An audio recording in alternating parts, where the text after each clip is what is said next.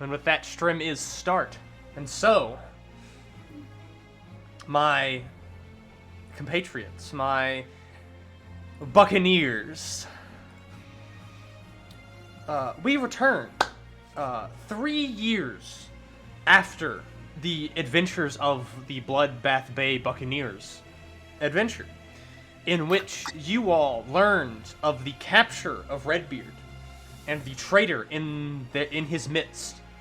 You then tracked down this traitor, Trevor Tarboot, to the town of Womp.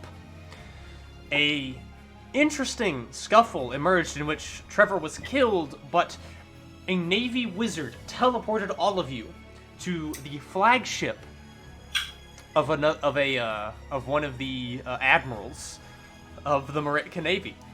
A quick escape was had. A couple of lieutenants were slain, Aurelia nearly dying to another pancake assassin. But eventually you escaped with Trevor Tarboot's head, returned to Bloodbath Bay, and presented your prize to Qualtro.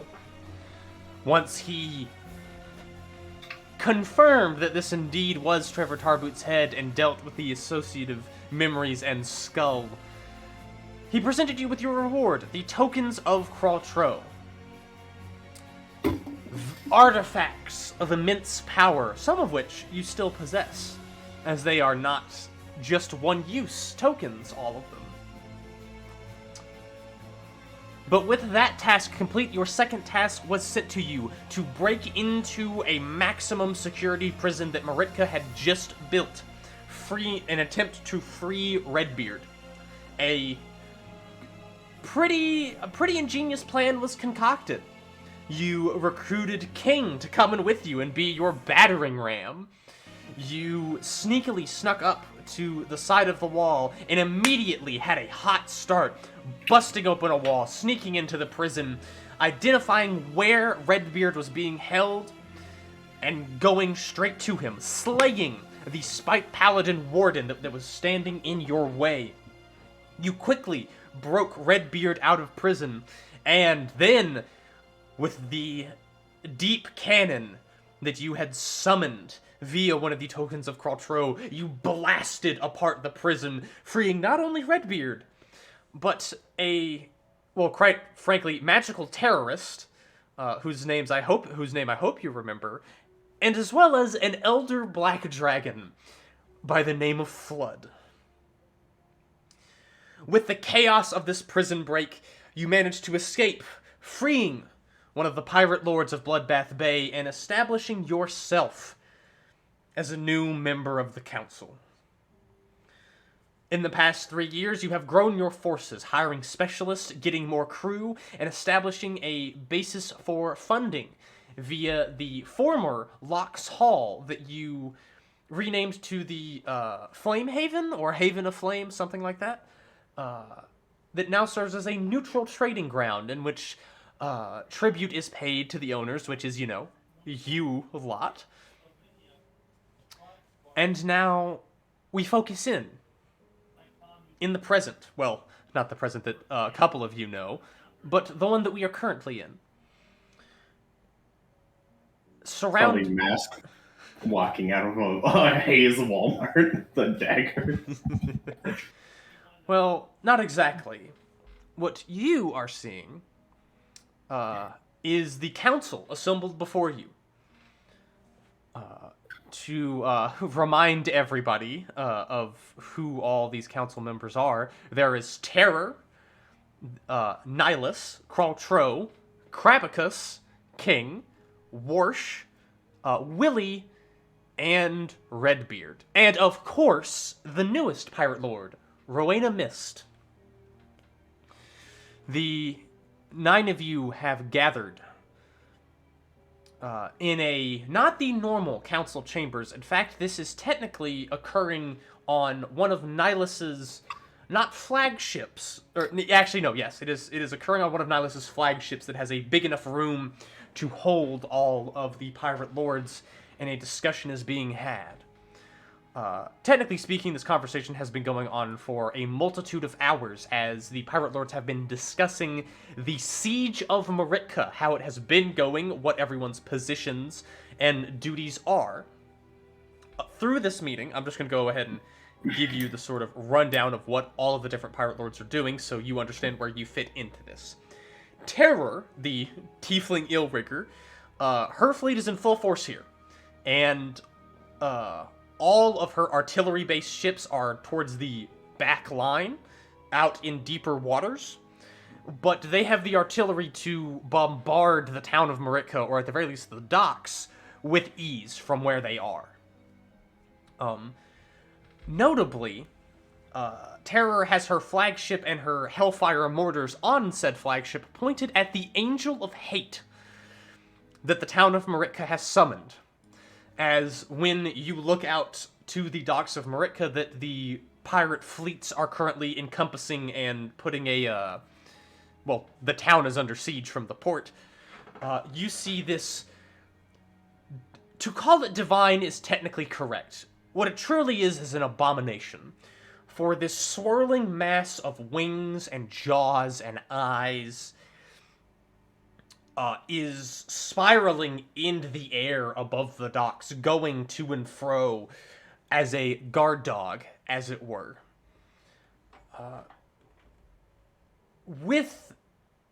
But the siege is not currently, there is no active combat. It is currently a stalemate between the city that has their defensive active, and, one of these being the Angel of Hate that has been summoned, and the pirates, who their fleets are out in the waters, next to, gonna turn Hydra down a slight bit, and so no active combat is happening, but Terror's Hellfire mortars are trained on this Angel of Hate. Nihilus, her ships, frankly, occupy the majority of the ships participating in this siege, but that makes sense. She has the largest fleet. And her forces are basically just they're the grunts, they're the brutes, they are the people filling in the necessary bodies to be able to fire artillery or man, whatever is necessary as a part of this siege. Although she has remained hidden because she doesn't want, well, obviously all of the Pirate Lords are trying to individually keep their presences hidden or in a specific location to draw attention. Nihilus has kept herself hidden because the Bronze Dragon, that is kind of the Grand Admiral of what used to be the Maritka Navy, has a particular bone to pick with her and hates Nihilus amongst all of the other Pirate Lords the most. Then there is Kraltro. Notably, Kraltro is not actively participating in this siege. These were the last words that all of the Pirate Lords heard before he basically stepped off the edge of a ship and disappeared. He said, "Something foul and divine is afoot. The deep stirs with more horrors than they should, and my krakens are tormented by the thief's dreams. You have protection in the form of my krakens. However, my fleet will be vigilant in the deep. I trust in all of you to succeed in your missions. Once this siege is done, the seas of Sarathos will be ours." So Kraltro and his ships are not present. However, you do know that there are at least 3 krakens. Actually, no, it's way more than 3. There are several krakens in the shallower waters underneath many of the ships that the pirates have. And you know that 3 of his best krakens are participating, but lying in wait in the depths of the ocean as to not reveal themselves yet. Then there is Krabicus and King. I feel like I can summarize them together. Both of their forces are on the front line, attempting to be the initial strike forces into the city. But King's ships actually are running on skeleton crews and serving as scouts and information, basically, like farriers. Because his King's ships are the fastest and capable of patrolling wide stretches of the ocean incredibly quickly. and able to keep information of where the few Navy ships that are not in port are. Then there is Warsh. Warsh is an actually interesting situation, and Hayes would make note of this because he actually specifically talked to her about something that happened. He is currently intercepting vessels from the wall. Because, as you remember, Warsh has particular beef with the wall, and Hayes set him up with a lot of anti-magic stuff, and as well as a good battering ram for his icebreaker ship. Because the many merchants in Maritka are calling in every favor they have to break this siege. So tons of military vessels from the wall have actually been coming down, and Warsh is intercepting them. Notably, his fleet has actually been ran ragged a little bit, and is having to be repaired. But his flagship is still out there, and is dealing with the couple of ships that are still coming, but y'all have enough information to understand that you think that if he is out there too long, he might get pushed back or killed.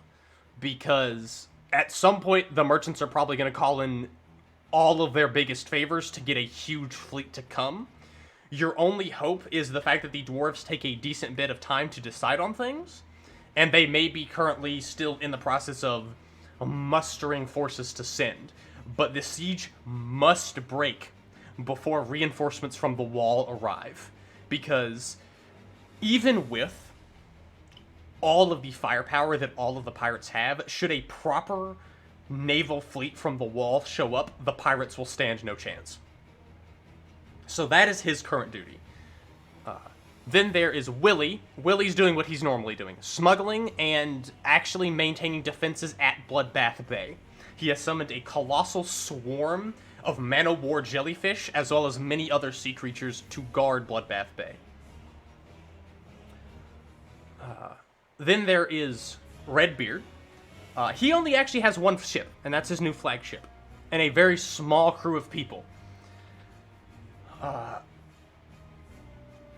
I will note, throughout the entire discussion of what people have been doing, the only thing that Redbeard said that him and his crew are doing is they are maintaining artillery support. But that is all he has said about what him and his crew are doing. So, with that final bit, we get to what y'all's purpose as the specialists are.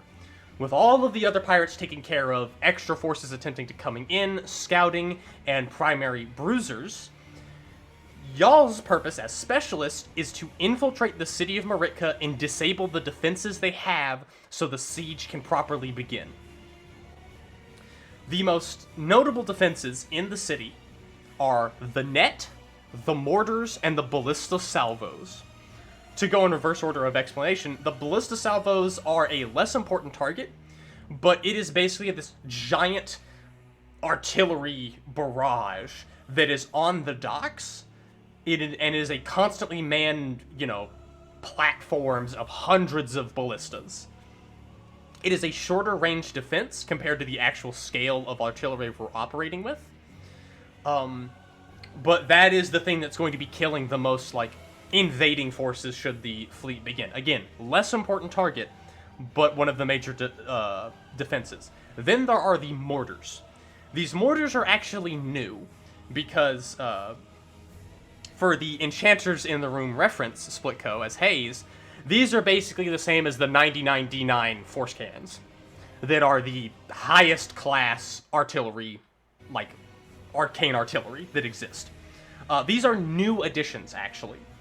They are built upon heavily fortified military structures and they are the long-range artillery that will be attacking y'all's artillery during the siege. Then there is the net.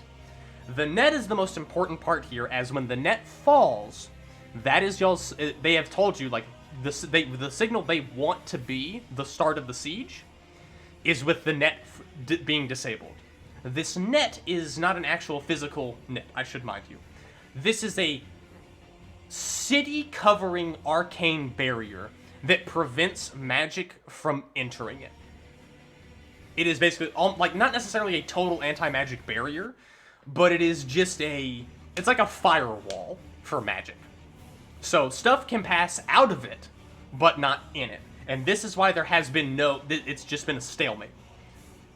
Because the pirates can't really attack and do anything. But the Navy also knows that if they start firing, that the pirates are just going to fall deep enough into waters that they're still going to be under siege, but they're not going to be able to hit them.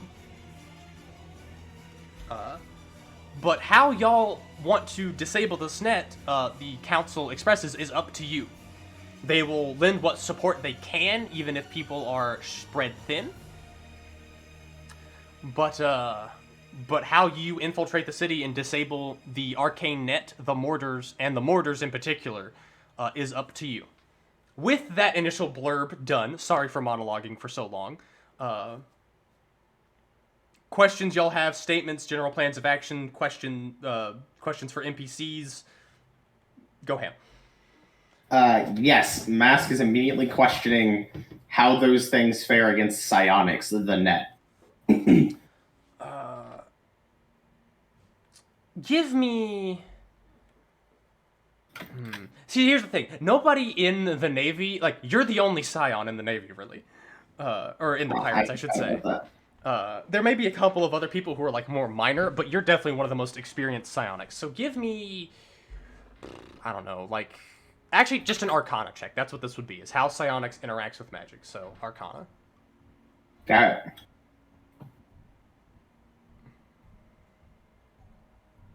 13. I'd say that's enough. Yeah. Okay. So, here's the thing. Psionics and magic don't interact that much. And so, as a result, when you use your psionic energy for stuff and try to interact with something that's magical, most of the time, it's like you just slip off. There's just an inability to interact because it's a different kind of supernatural force. But you can use it, like, if you were to extend your mind and, like, you hit the net, you can feel the net. You can feel these strings and these threads and how there's this sheen of magic between these threads that is preventing magic from coming within. But because you're a Scion, you can just sort of go past it and feel the strings.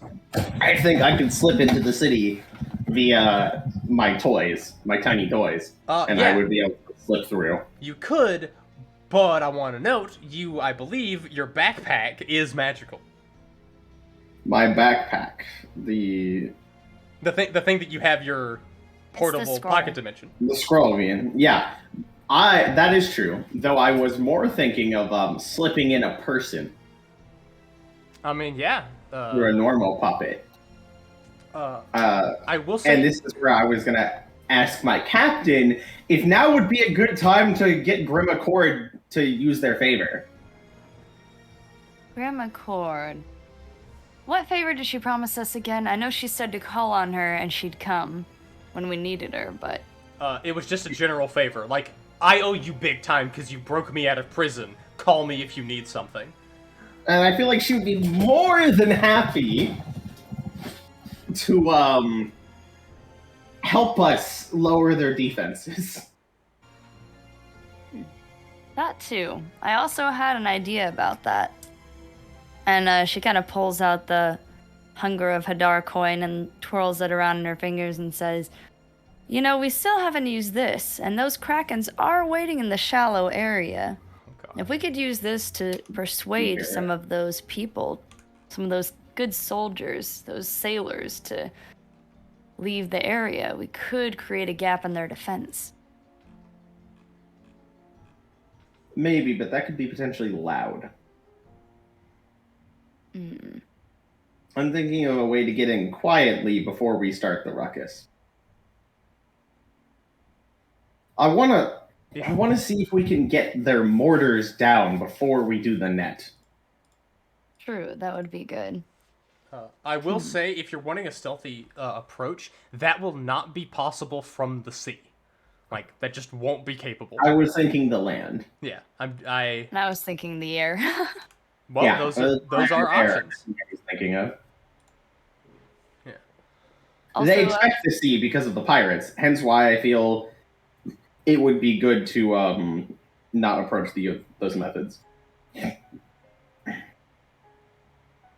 I actually have a question out of character about Mm-hmm. Draconic Quiver in regards to Aurelia's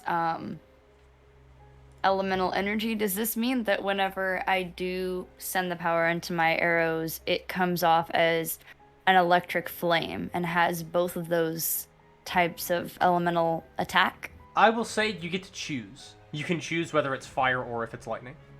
Okay. And then the D6 is just kind of, because she does, let me see there, the attack. Hits a marked target with that 1d6. So she does a 1d6. Does that mean like she will get that? Like she'll just choose which one she wants to do it with? Yeah, you just when you shoot it, it's like I want to use fire or I want to use lightning because there are both elements within Aurelia now because she took some sippy from Nihilus. Nice. Okay. Gotcha. And then, all right. So Arwen is kind of thinking about it for a bit. But then she proposes, maybe we could do a bit of both. If you took Grim with you, and you and your specialists did an attack from land, and gave us the signal, then I could proceed with an attack from the air with my specialists and kind of finish the process of tearing up those defenses with the mortars down.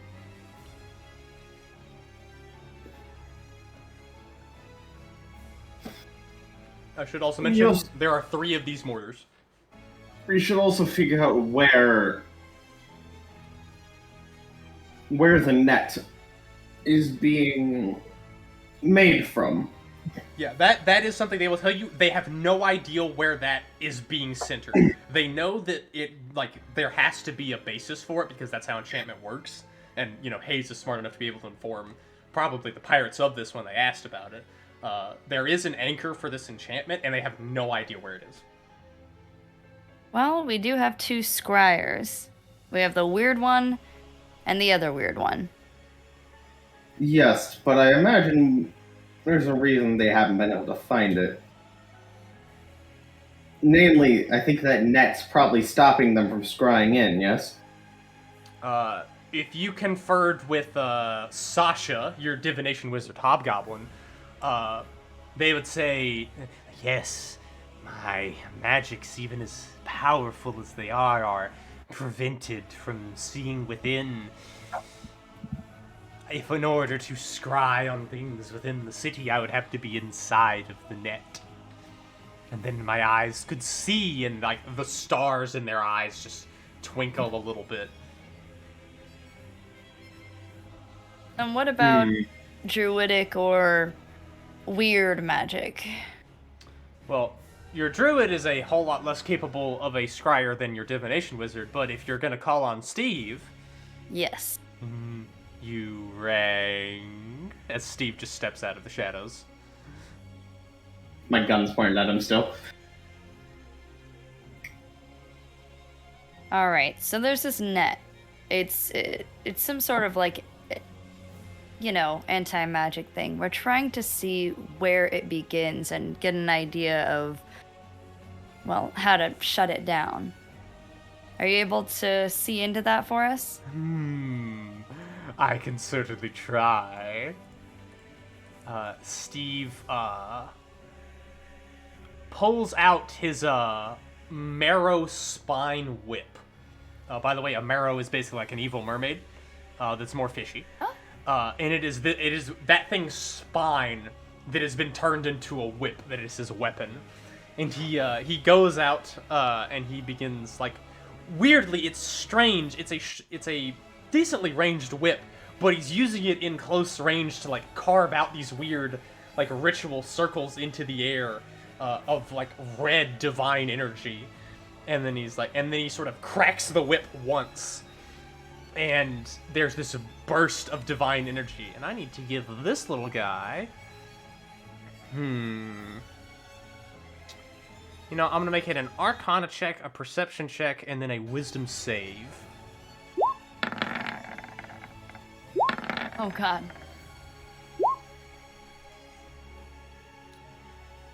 Huh. Immediately, all of the divine-looking runes in the air crackle, and then explode slightly, throwing him backwards. He stands up, his eyes are just bleeding. Just coming, like, just so much blood is coming out of his eyes. He says, oh, the mad god cannot even see within. Or at least my ability to see through him is not able to peer within. It's quite the net, as it were, catching and strangling. And they sort of, like, shiver a little bit. Clearly, like, I mean, their eyes just exploded with blood, you know. They're not feeling great. Although, there is something brewing within. I can feel it. The divine energy is sublime within. Well, you can take that sublimity to your room.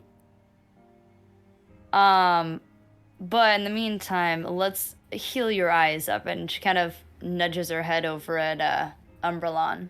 Yeah, holds a hand out and pushes him away. No. And, like, wipes the blood down their face, like, making these finger trails. It is beautiful knowledge. I will not have it taken Alright, from go back me. to your room.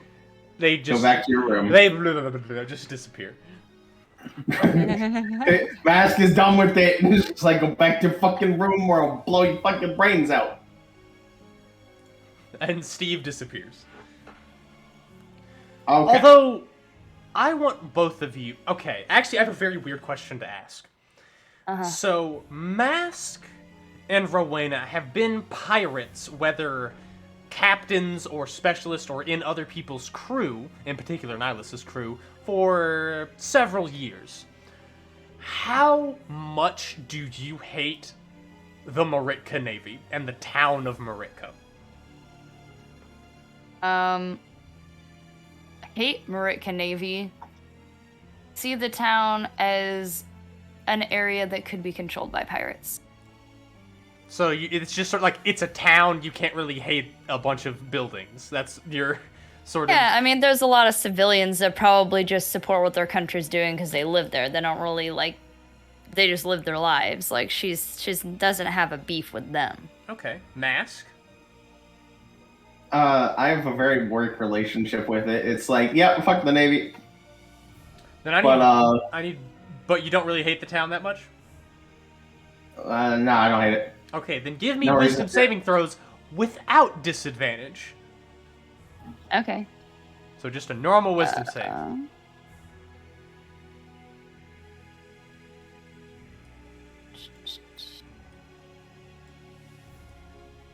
Without disadvantage? Oh, so it'd be a... Yeah, it's just a flat roll, 10? so 10. Mask? You say wisdom save? Yeah, wisdom save. Just a flat wisdom save. 13. Okay.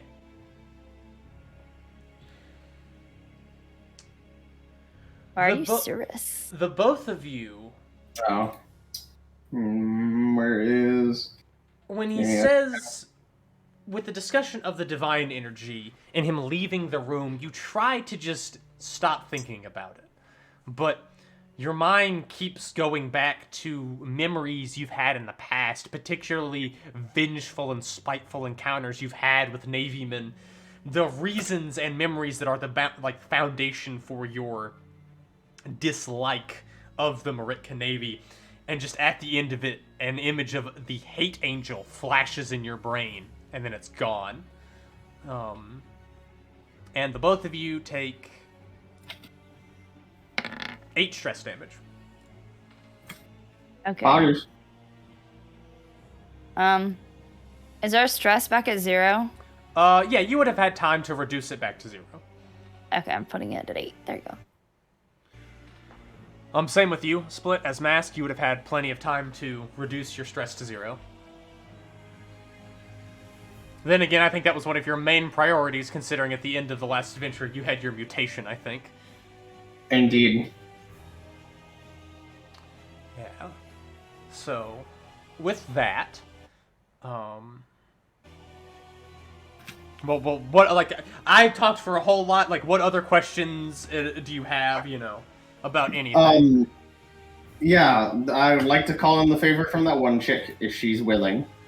Okay. You get in contact with Irie Firetouched.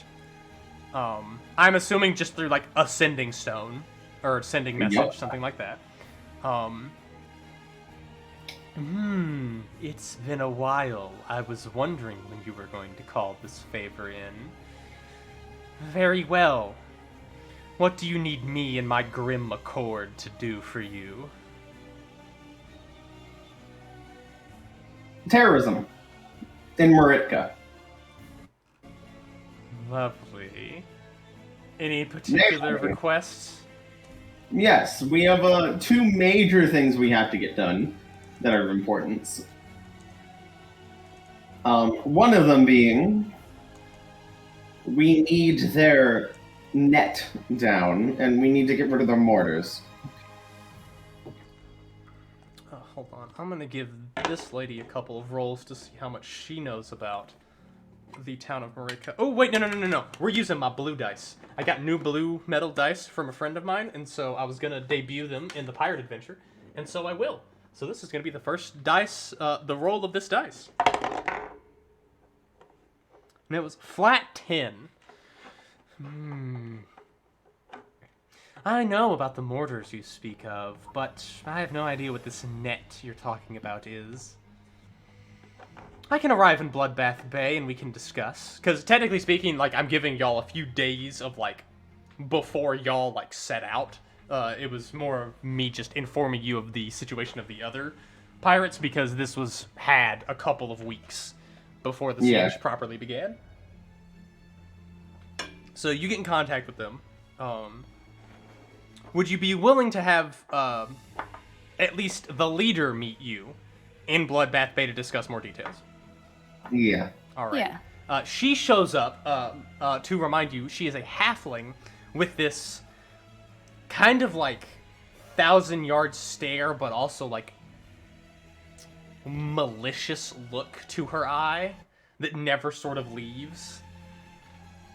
So, I must thank you for breaking me out of that prison. So how are you going to have me repay this favor? I've gathered my crew, had to pull a few strings for that, but we're here and we're ready. What do you need? I need a very loud distraction and something done. We can certainly do distractions. We would like it if you could take down some mortars during that distraction.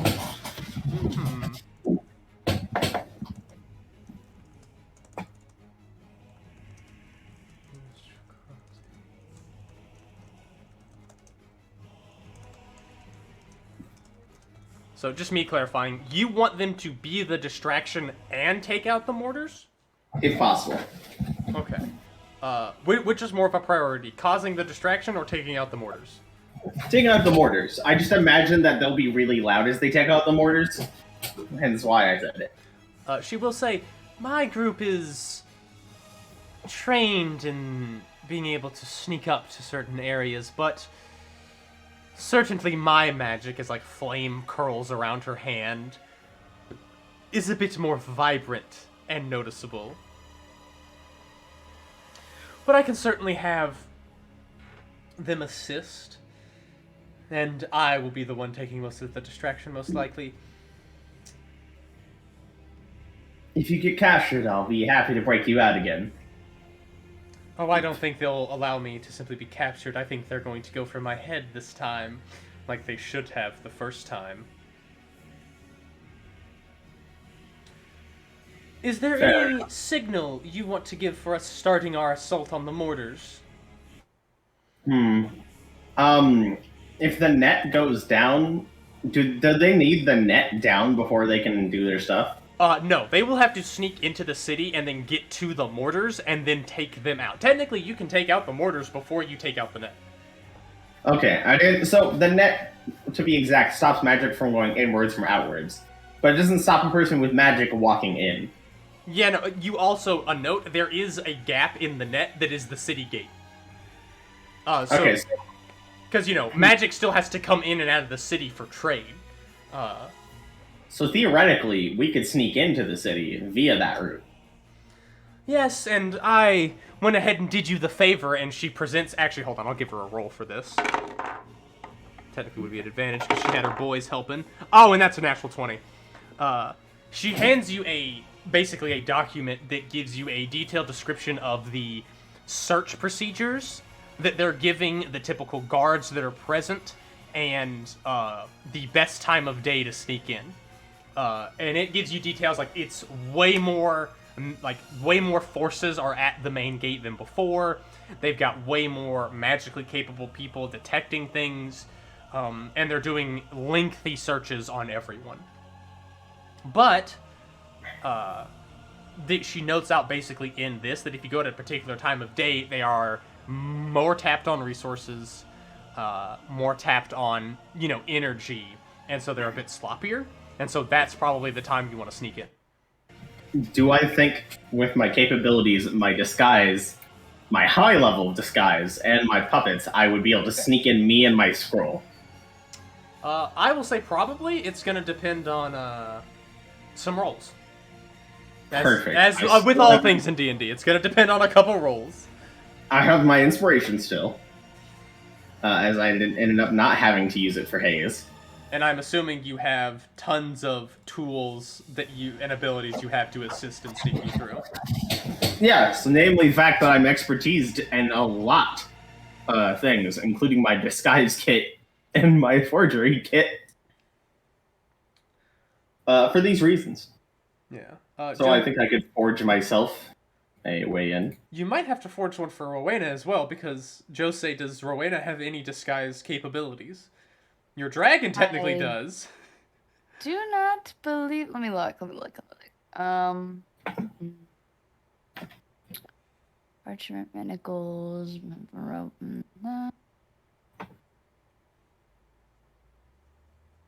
Yeah, no, I think she needs a thing. Yeah, because now I thought she you were is just going skilled to go in in the by art the of air. survival, so I don't know if that would help at all. I will just say there's a straight up bounty posters for your head all across Maritka. Your face is known, and you have quite the bounty on your head as well. By the way, something like 90,000 gold. But do they have his hobgoblin form? No, that's probably the part that I'm happy about. Yeah, they only have a description of the mask and actually the puppets. Which I can change, so that's the positive part. Yeah. I'm a hard person to track. Yeah, it's kind of mask bit. Yeah, that's a surprise, right? Hold on, I gotta replay. No, shit, not this, not that. Play. But yeah, I have a plus 15 to disguise and forgery, so I can get in.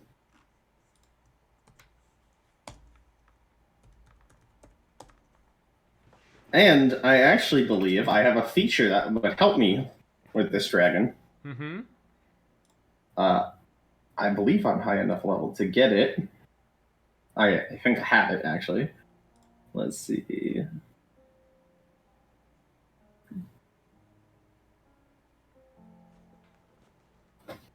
Where was it? It's been a while since I've read my Puppet Master. That feature exactly.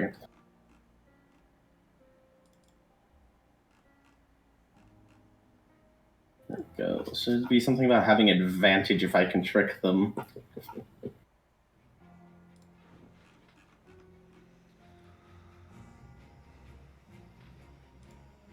Oh, by the way, I'm not going to show this on stream because technically I don't own this art, but I'm going to show you the art in Arcadia that is of the person you're talking to, just again as a reminder. This is Irie Fire-Touched. Dragon, at 10th level, if they failed their check on my puppets, I have advantage on any ability check to interact socially with that creature, using my puppet. Ooh, interesting. And we are 11th level. Indeed you are. Meaning I have that, so I should, if I can initially deceive them, be able to hold advantage. I will. Nice. I also just have a thing that could potentially give me foresight. Or teleport me really far. One of the things, you know? Yeah. Also, I will be right back real quick. All right. I am just snipping art real quick for y'all two. I think I will spend some time creating some identities to get us in.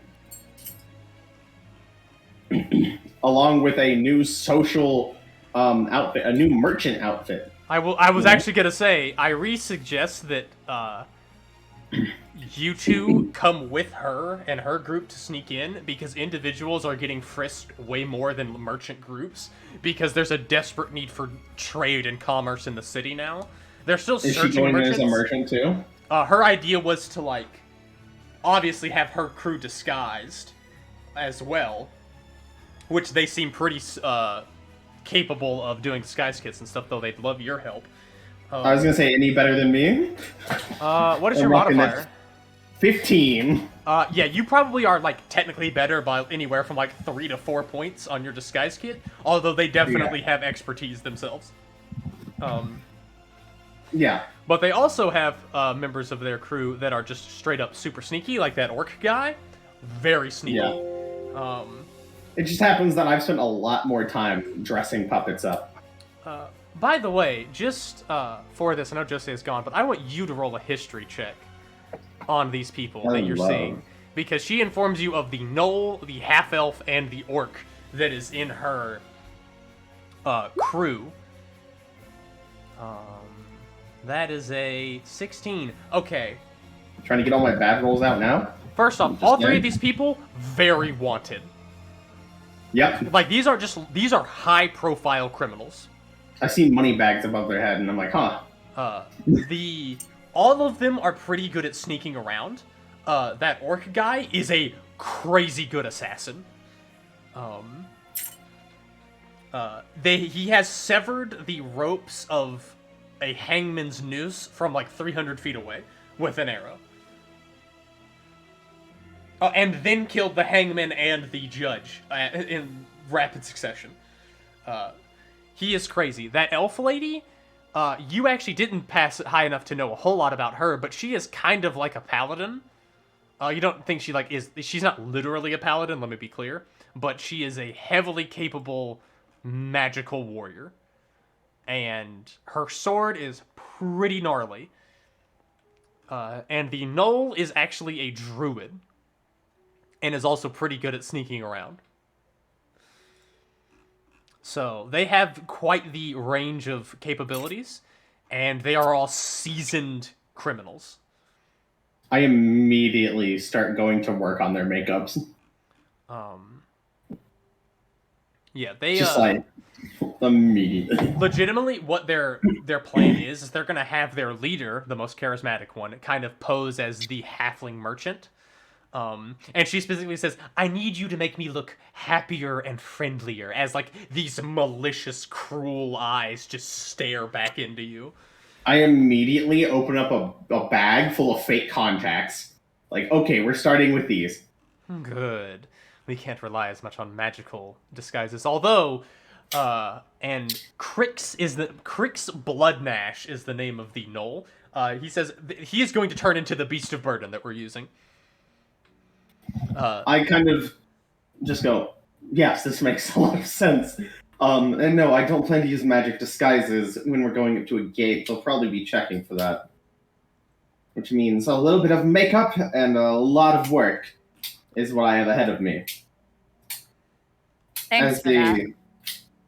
As they see a mask, who takes off his mask for once in front of them, and they see him like start with his long, now flowing hair that he's grown out as he's turned into a hobgoblin. And he takes off his thing and he starts putting on starts pulling out all of these different clothes. And he He goes, "My old goblin clothes will fit you perfectly." And then he starts like getting her dressed up to look like a merchant. Starting with contacts that turn her eyes to these kind of like just normal, like I've worked I've worked a bit in my life, blue eyes, you know? Yeah. Yeah, because mine are pretty reptilian. Yeah. Oh, your disguise is going to be the hardest because you have literal horns that have to be covered. I'm talking about our firebrand here right now.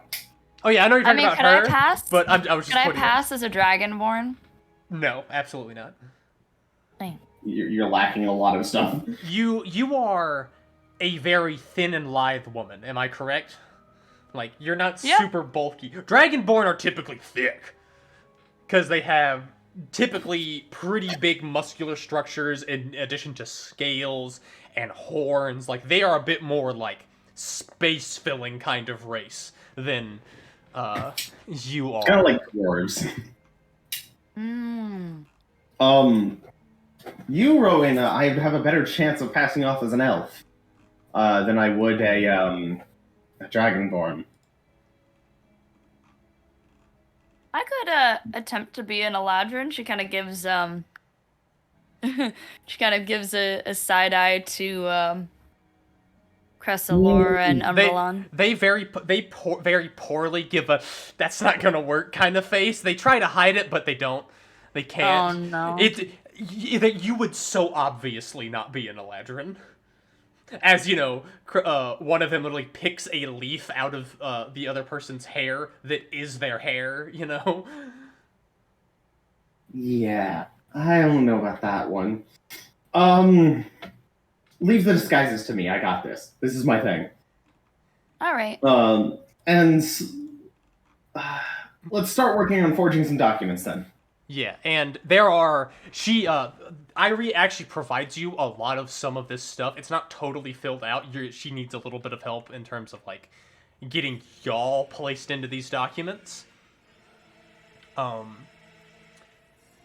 so it's a lengthy process. Or... do you want to preemptively do your disguise kit rolls? I want to preemptively do any forgery ahead of time. Sure. What do you have? I'm assuming you have a forgery kit. I have expertise in forgery. Roll me a forgery kit. I need more fucking water. And also, 32. Is absolutely gonna crush it. Holy shit! There we go. That's a good fucking roll. Yeah, this is what I'm built for. I am espionage. I was gonna remember okay, I should probably note down what the forgery is. No, that's a 32. They are not gonna be able to see through. Yeah. This is what Mask is built for. So you successfully do that, Thanks. and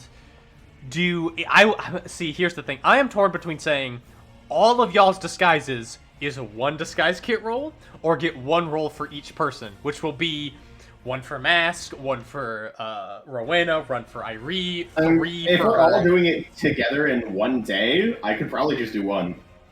I mean, it's just whether you want to bank all of it on one roll or not. I mean, I'm gonna be real too. I'm play a devil's advocate here in this scenario, because I will say that half the disguise is appearance and the other half is acting, and Rowena does not have that good of a charisma. Which is why Irie Fire Touched is the one going to be doing the talking. Oh, okay. Yeah, see, that's the thing. We're having heard you all the talking. We're just the workers. No, she is infectiously charismatic. She wasn't. That's why we like her. She wasn't talking much before because she literally had a silence collar around her throat. The more she speaks, the more you can't help but listen to her. Mm-hmm. She is very charismatic, and it is clear that she's the charisma of the party, as the orc just grunts affirmatively, basically, and the goth half elf is being goth in the corner. And the gnoll, is eating part of his leg during most of this conversation. I will actually, Mask, give me an insight check. Yes. Oh, he can actually attempt to deceive. Not when he rolls a 3! Oh. This Knoll is way smarter than he's letting on. You can tell by the way, like, when he's like, you know how, like, dogs will, like, gnaw at their leg to kind of clean it a little bit? Like, as they're doing that, you can see his ears, like, snapping in the direction of people talking, and an eyeball tracking what's going on in the room. This Knoll's way more intelligent than he's letting on. I give him the look of a person who's acted like a goblin on purpose to deceive people. You're not sure if it's an affirmative leg gnaw, but you get a look of acknowledgement followed by leg gnawing from the Knoll. Perfect. Exactly what I expected. Never let down the charade.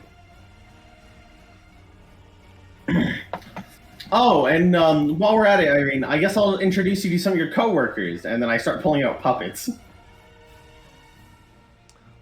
As you start pulling out puppets and introducing, both of you give me a perception check. Rowena with advantage because you technically have the ability to see like miles into the air. Or miles out because of your draconic nature. Oh, 17. No. Okay, you know what? Am I gonna give him a roll, or is that just enough to notice?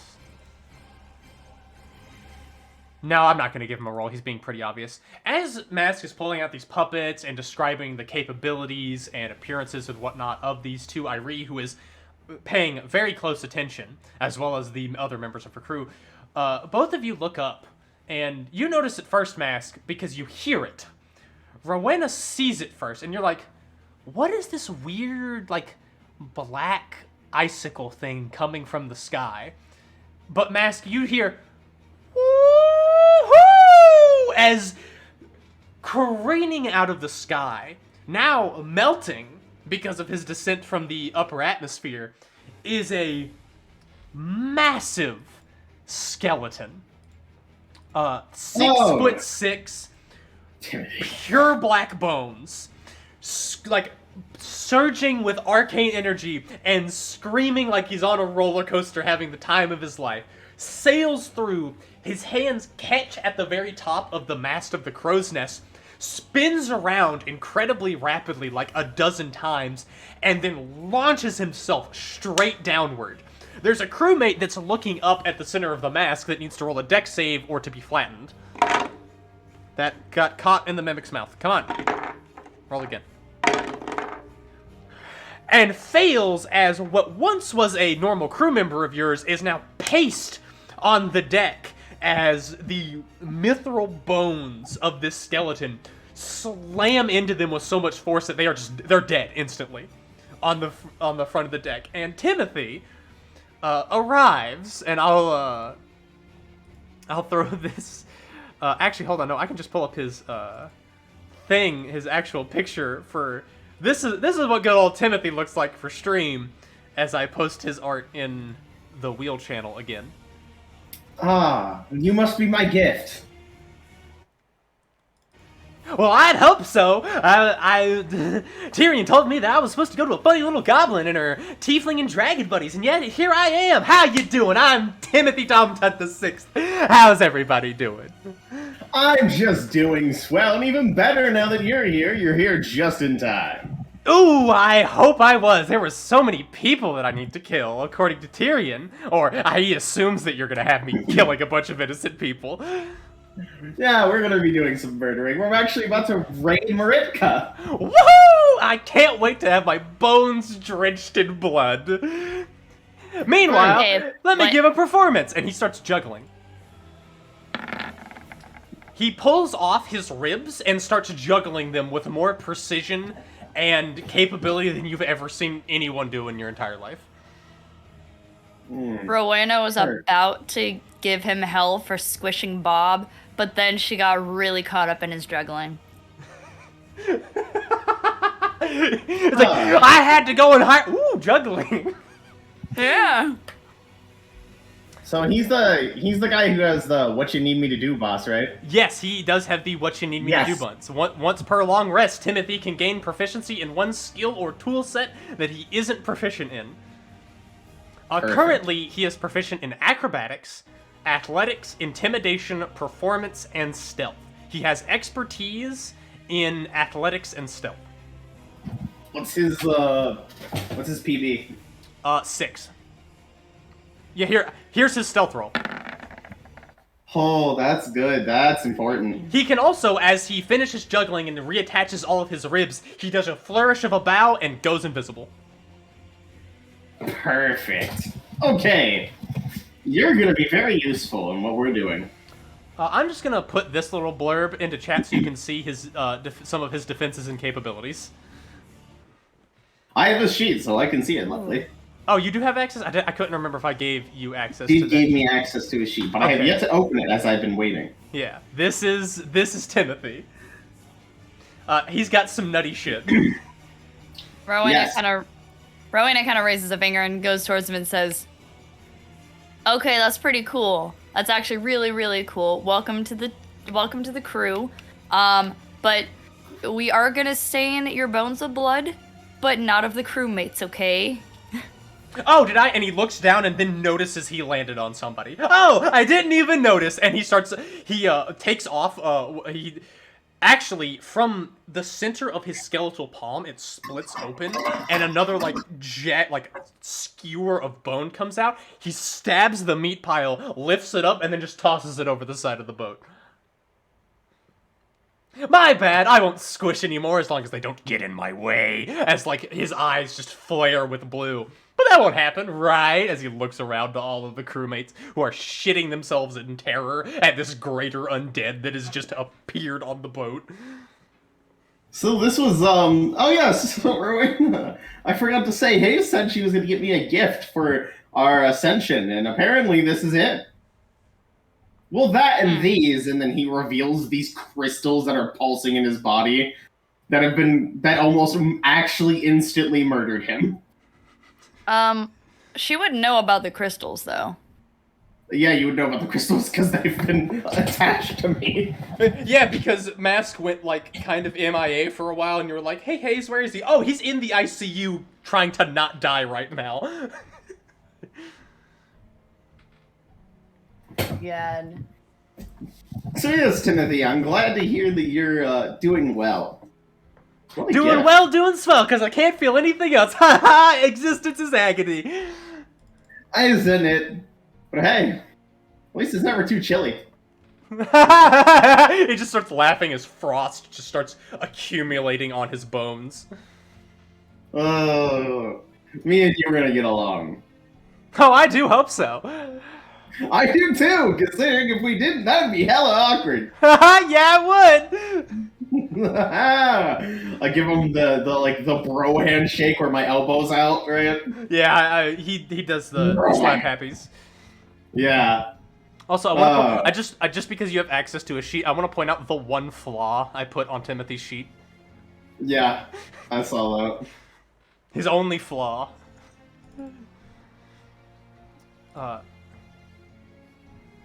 Irene looks up, confused. So how are we sneaking this one into the city? I mean, sure, you can go invisible, but I know there's illusion breakers on the gate. Yeah, that was gonna be a little bit harder. Well, I could do this, and then he just, literally clatters to the ground in a pile of bones. Play dead. Yeah, that'll work. Put me in a box! We could pass him off as funeral arrangements from a sailor. That's not gonna work. No, we could just sneak him in as a pile of bones like we're selling bones. Might I recommend a lead box? I was gonna say, how about a lead box full of ice? And then we'll just mix you in with a bunch of other, dead meat. And say that we're selling this stuff for, soups. Irie, taps her kitchen. That's a genius. We could have him be basically an ice production and come in with raw produce. They definitely wouldn't turn down food. I know there's civilians who are starving in the city. Yeah, this is he owns us guys, really. It's solid, yeah. By the way, he's still a pile of bones. Could somebody, reassemble me a little bit or just go ahead and put me in a box? I can't actually, reassemble myself. Oh, the Mask puts his hand back on. to his body, and then his head back onto his body, and goes, "You can do the rest, right?" Oh yeah, and then he just starts like building himself. Perfect.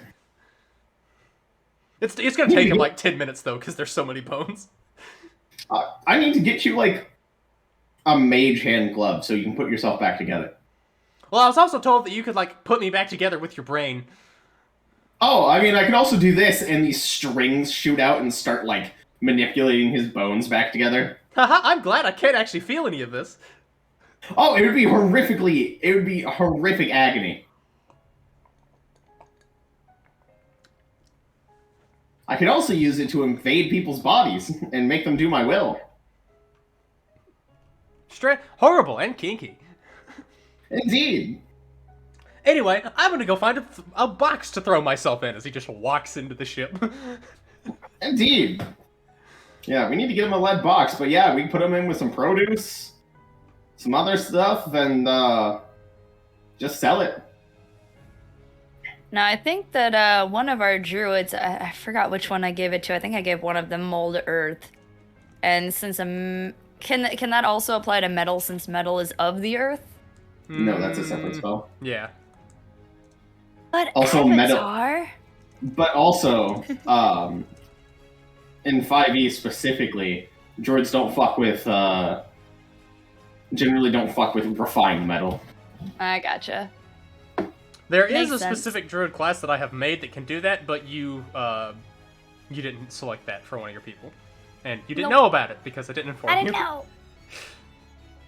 Also, I have Which reminds me, after game, we gotta go over paladin stuff, because I have good ideas for paladins. Let's worry about that later. Yeah, please don't distract me more. I'm already going in a million directions. With that, I think we have our idea of how we're getting in. Set. We're gonna go in as merchants, Yep. peddling food and then some magic. As I need to get my scroll in. Is there other magic items that we can sell that they might need right now? Could we maybe get some barrels that produce water? Like clean water, and sell those? I will say that because of your connection to Haze, you can easily find generalist magical stuff, like barrels that can produce fresh water, like some +1 weapons, tools, like a blacksmith's hammer that's enchanted to keep the metal hot while it's smithing, you know? A bunch of generalist, lower scale stuff that is incredibly valuable and a city would need in normal trade. And we don't have to worry about your actual, like a ton of your actual, like, cargo. It's just... Yeah. It's... What is Produce it? and general magic items. It's a prop to sell the disguise, even if it is real. Yeah. So yeah, we grab a bunch of generalist magic items and then go like, and I just kind of go up to Irene and be like, "Here's all of our props." Even she is surprised. You must have raided a magical Walmart to get all of this. I did with my administrator card, and he pulls up a Haze tattoo that's on his arm. Oh. There's a moment of realization of, oh my goodness, the pirates are being supported by the maker of... And there's just a realization across her face. Oh, why the pirates are suddenly super magically based.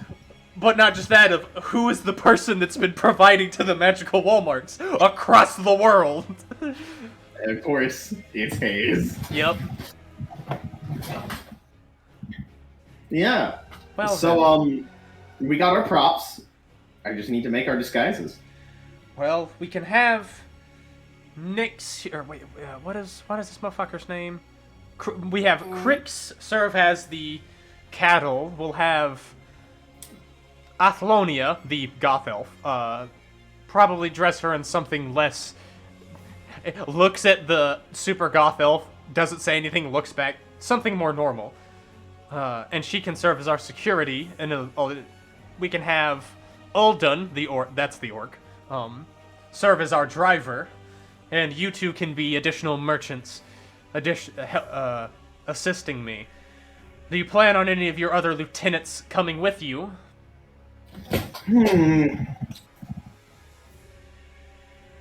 Slash, this is me in the DM saying, what do you want your lieutenants to be doing during this siege? Sasha should probably come with us.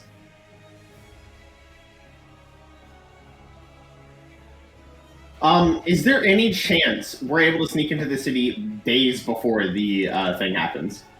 So here's the thing. The quote-unquote beginning of this adventure is gonna be when y'all are sneaking into the city. Like, that is the start to things becoming snappy, real-time, and permanent. I'm asking this in the case of, like, we can sneak in before the actual, like, raid begins.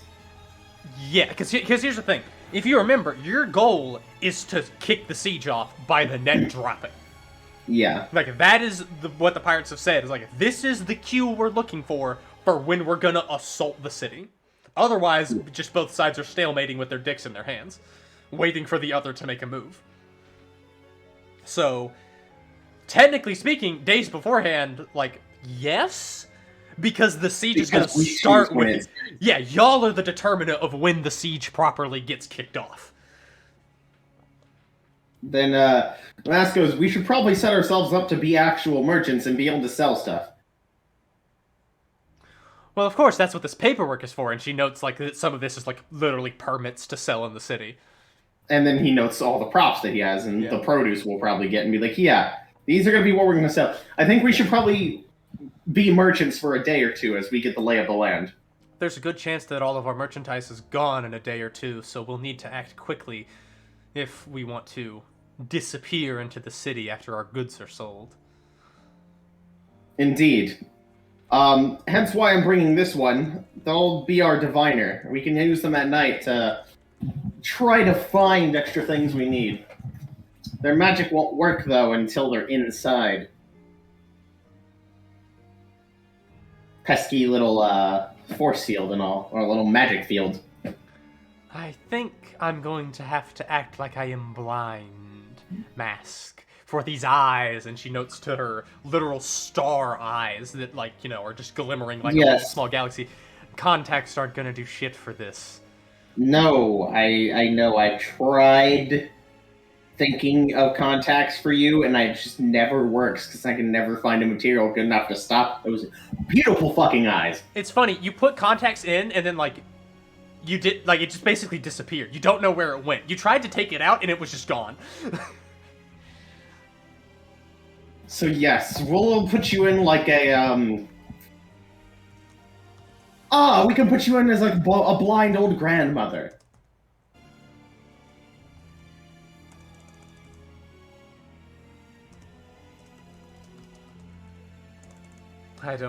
I figured I would just go as a lesser divination wizard to be the person who is portenting the weather for your journey. They say with an immense amount of sarcasm. I mean, if you prefer that, but you know, I think you look great as a grandmother. They will be able to smell the magic coming off of me. Something plausible will be smart. Well, that's what Sasha's doing. What are the rest of your lieutenants going to be doing? Because notably, you can have them go into the city on their own terms and, like, set them up with their own disguises, or have them be part of your caravan. It just determines if you want these lieutenants to be on the ship, maintaining it with the rest of the fleet, if you want them in the city, trying to help you with your subterfuge, or something else. I don't think Pancake will be useful here. I look at something here. Not completely true. I don't think Pancake is high enough level, though, to actually use the assassin and rogue ability I'm thinking of. What are you talking about? I think it's a 9th level feature for the rogue. Are you talking about, like, the different identities thing? Infiltration expertise. Is that? I thought that No, was they lower don't level. have. That's not. No, it's 9th level. Oh, rip. He has proficiency with a disguise kit and poisoner kit, but infiltration expertise is the one that's 25 GP to establish SD profession and affiliations. Rip. Doesn't have that yet. That would have been super clutch. Yeah, because then he could have gone in on his own time. Yeah. But you wanted your divination wizard to be higher level, which, understandable. Wizards with fifth level spells are pog. Yeah, it's just more important. So, are you going to have Pancake guarding the ship then? I think Pancake will be guarding the ship. He's more suited for water stuff, anyways. That is true. Yes, Jose? I want to bring Umbrelon, but due to his his fascination with fire, I think his skills as a healer would kind of fade pretty quickly. We want to do this quietly, but I do want to bring Cressalor with us. He has very good infiltration things like Pass Without a Trace and just a variety of other things that can be useful, like detecting traps. All right. So, Umbrelon stays on the ship? Yes. Guarding Umbrelon. Let's see. Umbrelon, Prince, and Steve. I'm gonna have to say that Red's not gonna be too useful here for sneaking in. Yeah, and then Red Goblin is gonna. They're pretty low level. So, guarding ship as well? Red will be guarding the ship. Do I want... Rowena kind of ducks her, like, kind of tugs on Mask and, like, leans into his ear and says, "What about that guy? Should we bring him with us or we can keep an eye on him?" Okay, but do you really want to leave him behind as well? I do not want him coming with us in the least bit. I don't want him staying on that ship without us there. You talking about Steve? Like, yes. He's just, by the way, he's just staring at the two of you while you're having this conversation. Yes, but if he comes in and does stuff while I'm doing my well-executed plan and messes it up, I will strangle him before I give myself up to the guards. Alright, that's fair. He's staying on the ship. Hold on. He's gonna try to deceive to hide his disappointment. Let's see if he can succeed. He is only like level 5, so probably not. Or Steve. I was gonna say, if you can roll it if you want. It is. Oh yeah, sure. It is your thing. I was in the process. I don't care if he's disappointed or not. Deception. Nah. Aw, you rolled a 9. Well, do either of you want to insight him? No, because I don't care. I honestly don't care. I'm gonna insight because it's weird. As much as I don't like Steve, I kind of like him. He's, He's not part of my crew. crew. He's not coming. Okay, I just passed it. Okay. Here's why you didn't beat it by enough for me to give you the second part of this, but you beat it enough to know he had some idea of something he wanted to do in the city. He clearly had like an idea of something he was gonna get up to, but he accepts his orders, and he will guard the ship. I fucking knew it. I fucking knew he was gonna be up to some shit. All right. Rowena kind of looks over at Steve with just the bare, like, kind of inkling that he has. He had an idea and says, "Steve, it looks like you're disappointed. Did you have an idea or something you wanted to put forward? Oh. You can't come with us, but I'd like to hear your thoughts." The problem is I can't come, so I can't say, for a piece of the great game will not be moved, and an additional strategy must be considered. But I can wait. There's still much that can happen. I will remain on the ship, as you say, and serve as a information gatherer, as is my normal duties. Especially since we're taking one of our info gatherers with us. So him on the ship is still useful. Yes. All right, very well. As long as you're happy on the ship, and if any intruders come, you can use the weird shit. Got it? Oh, I was going to anyway. But thank you for the permission, Captain Mist. And he does this exaggerated bow. Oh, he reminds me of that guy from Overlord. Demiurge? Oh, no, the guy Ainz made with the mask. No, not him! No! Why? Rip. I know. It's sad, but it's kind of what it reminded me of. No, I hate that. I hate that so much. Kind of true, though. Squib looks to you, Mask. You're the only one of the your lieutenants that you haven't given orders to. Yeah. How many?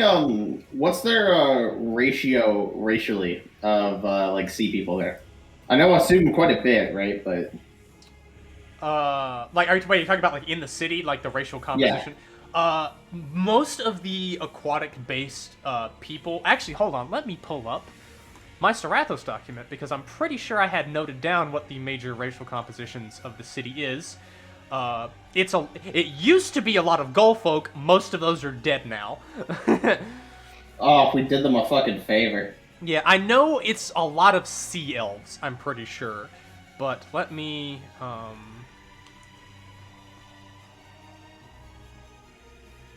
Let's see. Notably, most of it is the two biggest population majorities are metallic dragonborn and formerly seagull Aarakocra. That is no longer a majority. Otherwise, it is humans, sea elves, and Triton. So technically, the squid person wouldn't look entirely out of place. There's just one of the weird Triton in the city. And they technically don't have a huge, like, they don't have a bounty notified for this person. So. Yeah, because he just kind of stays. He kind of stays out of sight, out of mind. I could stay on the. I could stay on the ship as recon, or I could come into the city and scout out and try to find some information on important things while you're doing the bit of being a merchant. I want you to come with me. I'm gonna have you do some stuff with me, but you being able to disarm traps really quickly is something we might need.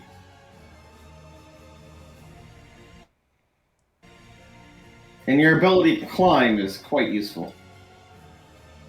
Alright. So then that just leaves Cress and Prince. So did you want Cress coming with, Jose? Yes, Cress will come with, and he will be disguised as my cat. Okay, so he will be druid shaped? Yes. I figured that's the easiest way to kind of disguise him. Like one of them. You're disguised with wild shape. Does that give off magic? Yes, but here's the thing. The hold on, what's it called? Irie will note like the illusion breaking magic on the gate doesn't affect wild shape.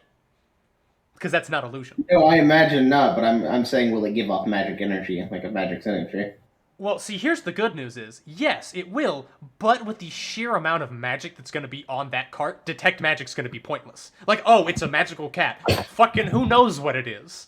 Well, I was just going to suggest I put a slightly magical collar around the cat. I mean, to make it seem like that, whereas the magic is coming from. That you could easily have that for both the knoll who's turning into cattle, literally the beast of burden that y'all are going to be using, and the cat to give more credit as to, or more magical camouflage almost. Yeah, I was thinking of just getting like a small thing with like a gem on it for the cat, and then like a harness for the knoll that is magical.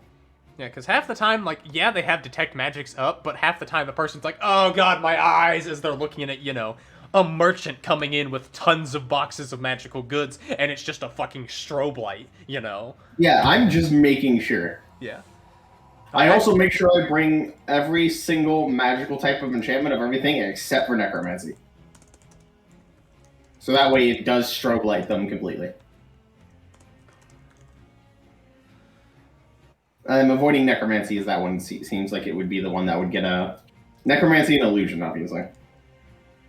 For the ones that they could see.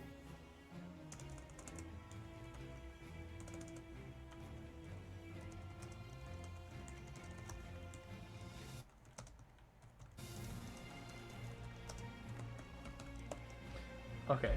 Sorry, what was the second part of what you said? I only got the first half. Just basically everything that's not illusion... I want to bring every type of enchantment as long as it's not necromancy or illusion. So that way when they're checking the colors, they all look good. Yeah. Notably, necromancy isn't an inherently like, ooh, kind of thing that they deal with. Yeah, but it's just more that if you see like a box full of necromancy magic, you might get a little bit suspicious from people claiming general wares and produce. Yeah, but thankfully all of that necromancy energy is buried under ice and fresh produce and other magic items. Yeah. Fucking Timothy in a box, just doot in a fucking box, and that's just him for days. I'm in a fucking box. No one can hear him because he's just a skull making technically no noise inside of a lead box filled with ice and meat, so you just can't hear him. But just for days on end, talking to himself. Dude, when I get out, dude, gonna kill someone. Dude. I hate Tyrion. Dude, fuck Tyrion. Dude, why did Tyrion burden me with his existence? As he's just sobbing in the box. Dude, I don't like being alive. How much more insane is he gonna be when he comes out of the box than he was before? Just as insane. Okay. I was gonna say, I think he's just insane in total. Yep. I think he's just always insane. The final lieutenant we need to discuss is Prince. He looks around at the level 5 Bloodweaver, the couple of druids, and the rogue, and goes, boss, I think I need to be the bruiser. And Aquan, obviously, because the only thing they know in common is shit's fucked and Prince is a shark. So, Rowena pulls like a small thing of water out of her bag and fills her mouth with it and then starts speaking with him and says, you know what? Actually, I think you're right. But if you come with us, you gotta obey every single rule. She spits out the water and like takes another swig of it and says, that means every rule. No more hero shit. Got it? Wait, I thought he said he wanted to stay. That's too many instructions. I'll stay on the boat. No, he said he was looking around at all of us and said, I think I need to be the bruiser. For the boat, because like Oh, yeah. I thought you meant for us. I was like, no, you have Timothy. Timothy's literally like 10 times stronger than Prince could ever hope to be right now. Yeah, I was gonna say Timothy. You can't see it. Timothy is goated. You saw the bone bash that I threw in chat earlier. The fucking casual 40 damage in one attack he can do. Yeah. And Prince is legitimately worried, like, there's not a whole lot of people on this boat that are really going to be able to get physical and stay physical for a long time. He can, though. And we need that. Also, I'll be able to aid King if his forces need assistance. She spits the water out and, like, takes into the swig and says, sorry, I misunderstood you. Yeah, definitely. Help out your crew first, but if King needs aid, go back for him and make him proud. And she spits the water back out. Mask just goes like, Romy, there's an easier way to do this. What? Just kind of uses a shaped water glove to keep water above your face at all times. Like, just do it like this. I don't have a shaped water glove. You do. No, it's just looks at the druids who are just like kind of maintaining a shaped water as you so y'all can talk. And he's like, you have druids though. Yeah, that I'm not can do that for you. Their powers for You're that. their captain. What do you mean? Communication between crew is not menial activity. Umberlon speaks up. Boss, should I like not confess to the trivial bullshit I've been using my powers for half the time, or I'll just be quiet. Just steps back in line. That's where he literally has. Okay, so one of the things that I made for him. Okay, so Cressalor has. Where is he here? My point was proven with him saying that. No, essentially he has a bunch of stuff to help him like get and stay high. And then I think it's Umbrelon has my guy literally has weed magic. He has like a really big power thing along with being like a pyromaniac. So he has things like dominate beasts and like hold person and shit like that. So he could like force people to just listen to us and all that. Yeah. My point exactly. You should be using that instead of having to constantly gargle fucking water.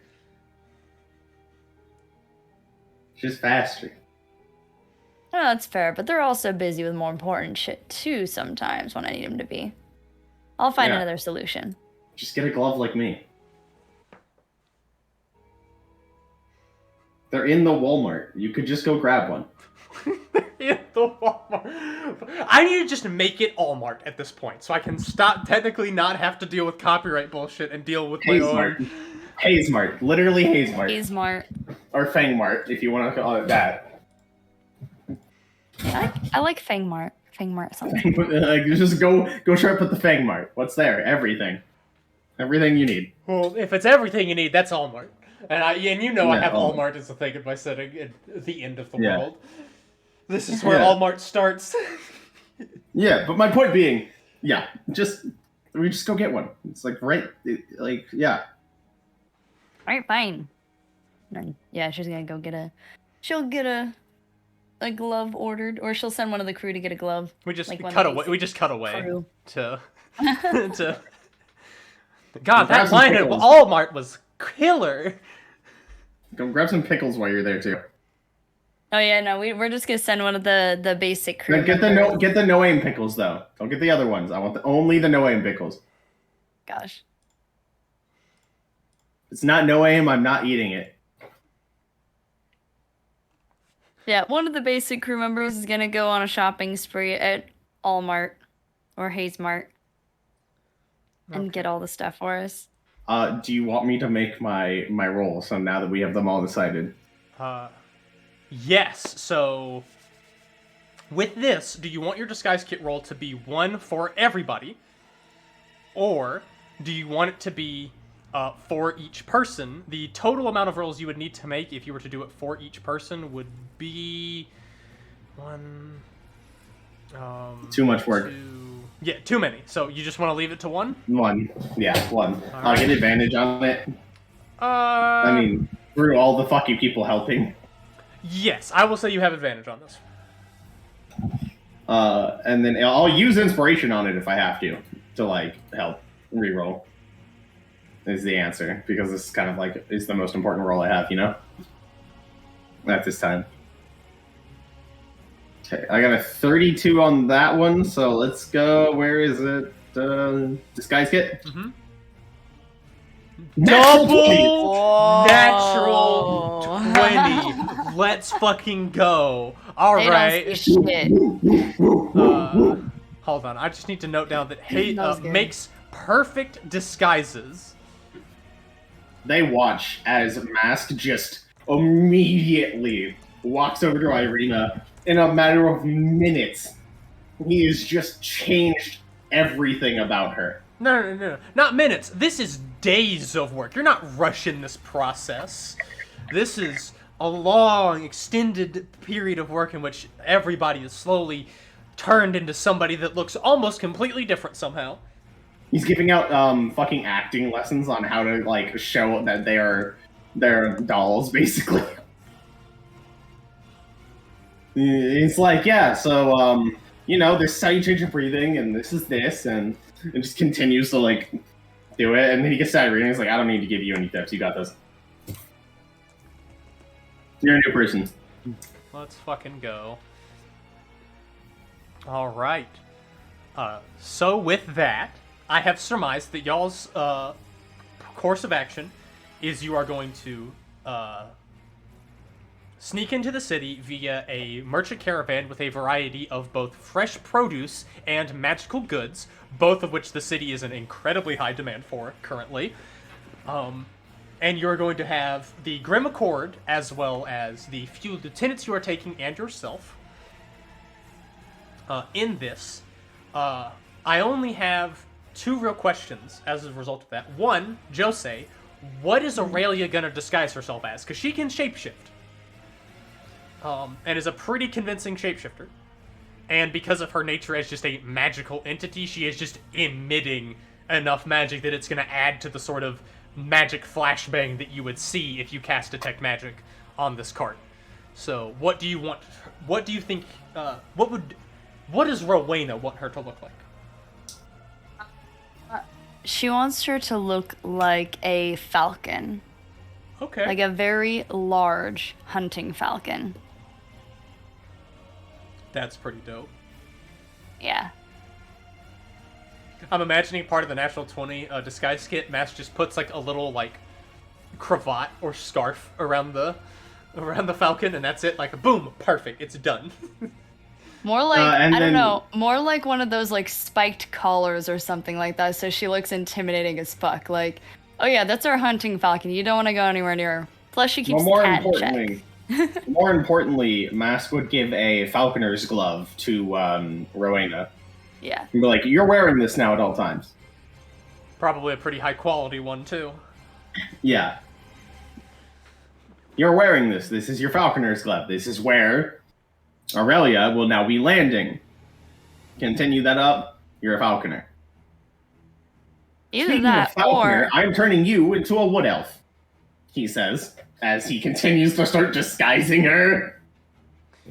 she kind of like grins and says, either that or we scare the shit out of everyone. I don't wear a falconer's glove, right? And she has so much precision that to land on my arm, she just wraps around my whole arm versus actually like The digging her awkward claws part in. would be is that would mess up your makeup.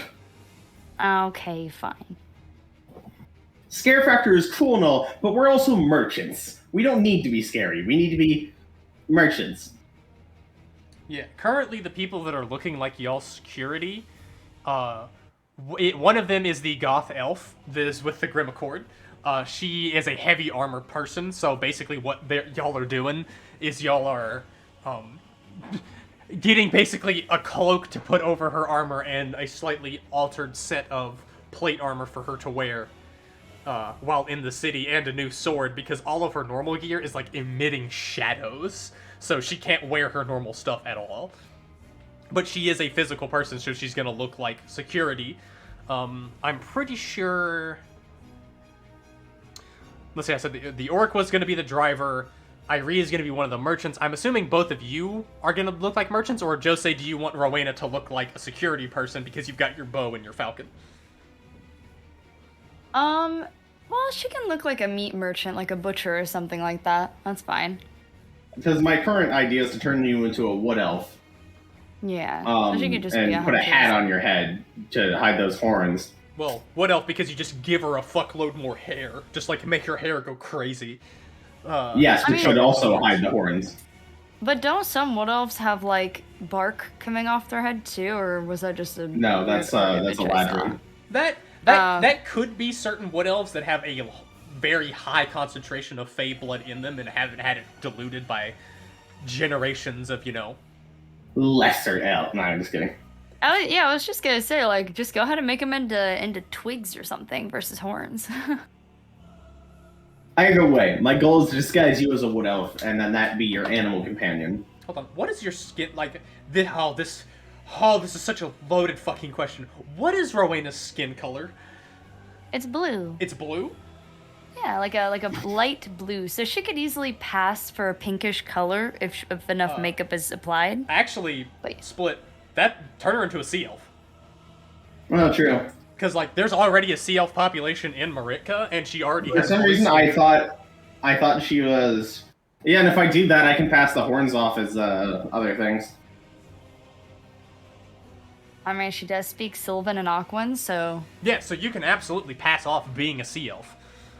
Yeah, for some reason I thought you had red skin. It's because she No. constantly has that other Matter character. icon, then that's Yeah. the red skin. I was thinking the same thing, but it's like, I thought she had, like, a red skin, and it's because turning it to a wood elf? Yeah, this is sick. I was That's my other gonna D&D turn the character. red skin to kind of like lighter pink skin, pinkish skin, to kind of like go for wood elf dragon. Yeah, I was just that gonna or- suggest turning her to a hobgoblin if she had red skin. Yeah, but it's weird to see two hobgoblins, and I'm going in as a hobgoblin. Actually, not really, because, fun fact, the Kingdom of Bolivar, who trades most of their food with Maritka, farm is mostly a goblinoid settlement. So the city is used to goblinoid farmers, goblins, bugbears, hobgoblins coming in. So having two goblinoids would actually be believable. Ah, well, for now they have one, which is me. Speaking of that leads into my second question, because Aurelia is going to be looking like a falcon. What direction are y'all going to be coming in from like, are you going to be coming in from the jungle? Are you going to be coming in from farm? I would like to think that I established identities near farms, farm, yeah. Okay. And acting like we are trading magic items we have picked up along with produce that we got from farm. All right, yeah. I was about to say, you're going to definitely have to have your caravan start in farm and then actually go the caravan way to Maritka.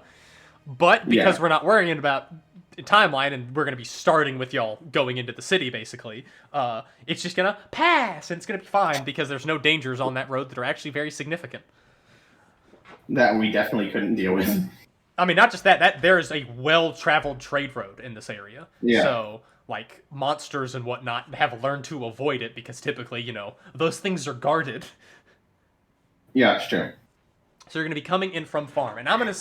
And, you know, no, I'm going to let that 32 forgery sort of be retroactive in that because definitely you would need way more documentation if you're coming from the Bolivar Kingdom to make it actually look like you're coming from there. But I had you covered. So it's a 32 forgery and then 35 natural 20 disguise. That's amazing. Yeah, there is nothing that's going to be able to see through your disguises.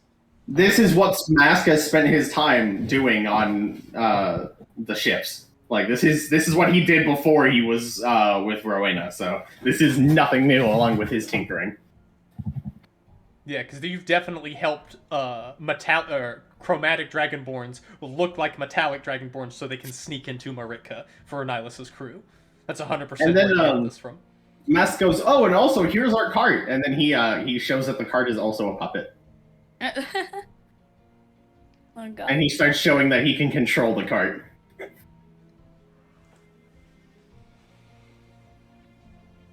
What does Irene think of that as the cart starts dancing? As the cart starts doing that, they just sort of look very... It is amusement, but also, like, actual intrigue for they can make puppets that can turn into a cart. Like, just thinking about the capabilities of a puppeteer, you know? That's where her mind is, clearly. Yeah, and he sees that and goes like, "We're a rare breed, but we're quite crafty." The orc, old Udlin or something like that. Let me fucking find their name again. They were looking at the cart as they were about to like step up and be the driver, and they just come up to you. You drive, and they pull their bow back out and begin to look like security. Because they're not fucking with that cart. He goes, "Easy enough." Yeah, it's Old Dun of Parts Unknown is this guy's name. Mask goes, "But also, don't worry, it won't bite unless I make it."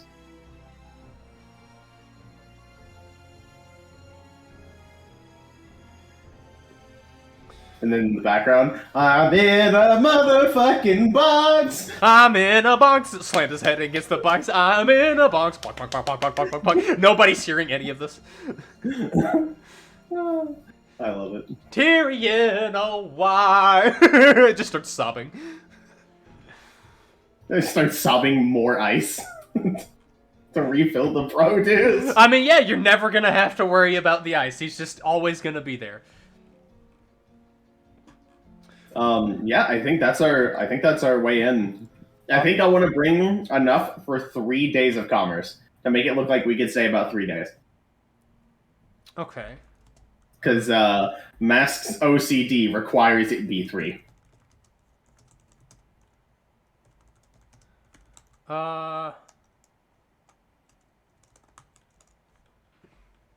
There's a good chance that you'll sell out before 3 days simply because of the incredibly high demand. But because you're bringing 3 days, it means you're able to guarantee at least 1 day. Full day of, like, y'all are set up looking as merchants and, you know, you've got an alibi. And then we at least have an alibi of 1 extra day staying there to get, like, ready to leave. Yeah, you know, you've got the day of selling the last of your goods and then packing up and leaving, so you've... Well, no, you're also treating the day of relaxing after a long-ass fucking trip. Yeah, like, with these 3 days, you've guaranteed yourself a certain amount of, a decent amount of time, so that's very smart. Perfect. Wow. Man, what's the D&D session that y'all guys ran? Well, it was 2 hours of us discussing their entry strategy and me giving them a blurb on what the fuck is happening in the city. Yeah, I mean, God, we need it. Yeah. Honestly, I'm still having fun. This is enjoyable. Seeing I am us too. I'm scheme. surprised we fucking... Holy shit, I rolled really well for the ones that mattered. By the way, that's like, you were talking about getting the important, less important ones out of the way. You're really glad you rolled good on those disguise of forgery, because you really didn't want to immediately have trouble at the gate. I didn't want to have to use inspiration this early. Yeah, which this is fucking sick. Very excited. All right. Well, when Mask gets put to something, he does it well. That is very true. Ooh! Hold on. Last thing I would like to do, Dragon. Mm-hmm. Mask would like to petition to Hayes to upgrade his weapon to a +3. Is it a +1 or a +2 right now? It's +2.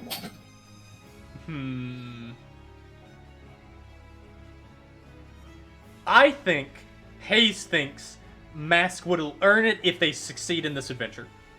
Perfect. Because I remember because I'm pretty sure you got your +2. It went from a +1 to +2 because of your last one. Oh, you're right. Yeah. I also know that she upgraded it to 3d9 versus 2d9. And you also had Hayes has given Mask plenty of buffs between the gems in their system, the upgraded rifle, and some other shit. What do the 3 gems do right now? They're just increasing my telepathic capabilities, right? It's my audio just got cut. I think so. Hold on, let me I think actually. they're more soft magic. Let me scroll back up in me notes.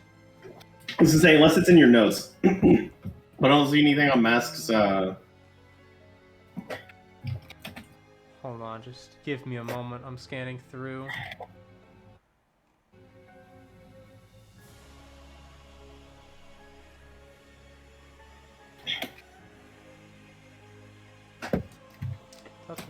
I'm not seeing anything yet. Desktop. Let me see if my notepad itself has it. D&D notes.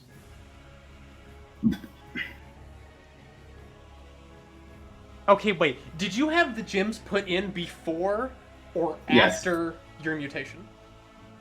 I believe it was after. It was after, because the mutation happened before the adventure ended, right? Yes. Okay, Because look in your notes to see if you can find anything. For now, I'm going to say it's giving you soft psionic power. I think it was just soft. I think we said it was soft until we wanted to come up with hard stuff for it. Yeah. So perhaps we should discuss that. One of them was increasing my psionic range by 30. That's what it was. Oh, okay. It's not much, but it was like increasing my psionic ranges by 30. Yeah. Feet. Let's talk more about that next session, probably. Yeah. But, yeah, that'll definitely be doing something. Okay. So, then in that case, that seems like most of your preparations. Was there anything that you wanted to talk about with the Pirate Lords? Because I gave you a description of what they're actively doing, but if you wanted to ask them for information or assistance or just general stuff, now's your opportunity to ask any of the Pirate Lords. I would like to ask the Pirate Lords who know about it, about the info they have that I might not know of before I infiltrate in.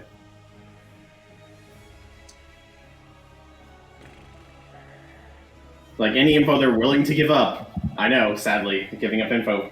But, like, and we'll pay for it if we need to, but, like, info that we can get before we, like, infiltrate. I don't think the pirates are going to be able to give you... Well, who do you ask? Do you ask anybody specifically? I would like to ask the smuggler dude. Willie? Okay. Because that's something I feel like he might know a bit on. Yeah. Because he smuggles a lot. He knows it. He definitely knows a decent amount. He can tell you that the city is like he actually laments slightly sadly. He's like, yes, used to the town of Maritka was a booming economic hub, but with the results of our actions, it's been dwindling rapidly, and the city is in much more rampant chaos than before. I've heard of pirate lynching mobs that are roaming the streets every day, every night, constantly looking for pirate spies that have infiltrated the city.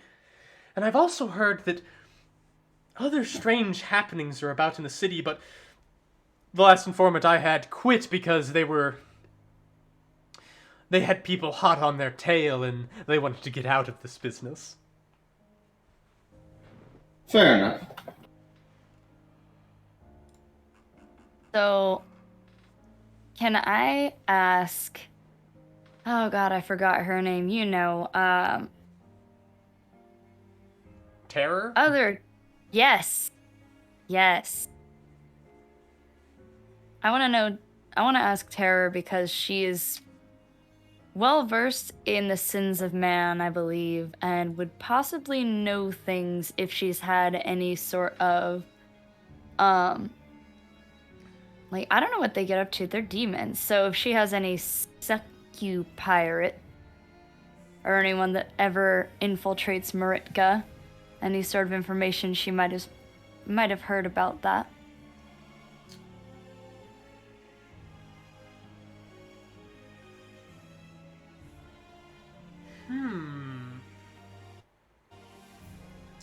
She'll be able to tell you this. And she says this very begrudgingly, and the only reason she gives you this info is you probably ask this when there was that bigger meeting with all the pirate lords and Nihilus was there. So she would give you the information simply because Nihilus is there and she's not going to be bitchy. She says, I don't know much about the inner workings of that city, but I know that that angel of hate came from the cathedral.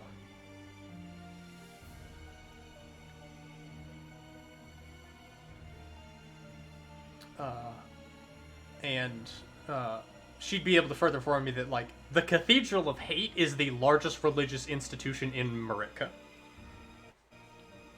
Cathedral of Hate. Yep. Rowena kind of scrunches up her nose at it and then says, well, looks like I'll be blowing up a church in your honor.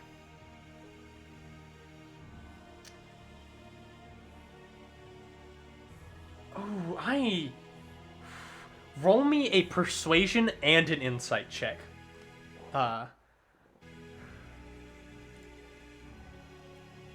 she did not like my joke, I'm guessing? No. It's not for terror at all. Oh, persuasion and insight. Okay. She says, perhaps you are a demon yet if you truly wish to declare war on the gods. As hellfire crackles in her eyes and her smile, and she walks away. And let's see if... Oh. You look over, and you see Redbeard staring at you. Not in a malicious or scheming... Well, I'm not going to say not scheming. Not in a malicious or aggressive manner, but one of analysis. And he is clearly trying to read you. And with a 20 insight with a 9 deception check on Redbeard's part, he wasn't paying attention to anything you were saying until you said Cathedral of Hate. He apparently has some investment with that building. Can I speak to him in private after the meeting? You want to try to flag him down? Alright. So as... I'm going to say Mask, you're getting more city information for Willie at the council. Rowena, you see Redbeard, like, slipping out of the meeting early because, like, is that it for this? Like, is this meeting adjourned? You know, and you already see Redbeard, like, getting out of his chair, moving towards the door, and you, like, go with him and, like, out of this area. And he takes note of you falling. He's like, what do you want, Captain Rowena? I mean, I saw that look you were giving me. It seemed like you were pretty tuned out until I said the Church of Hate, like whenever we were just discussing the Angel of Hate and the cathedral there. Mm-hmm. What's on your mind? Is there something at stake for you there that you don't want destroyed? Oh no. I would love to see that building turn to rubble. With the 20 insight, I'll just let that carry over. You can tell he's absolutely telling the truth with that. There is very genuine statement in him wanting to see that place turn to rubble. But sure, I have an investment there. You could say that. Well, if you tell me... Well, investment in seeing it turn to rubble, I'm guessing, is what he means, right? Or... Are you asking that of me above game, or are you sort of... Yeah, above game, sorry. Because I needed clarification just for me personally.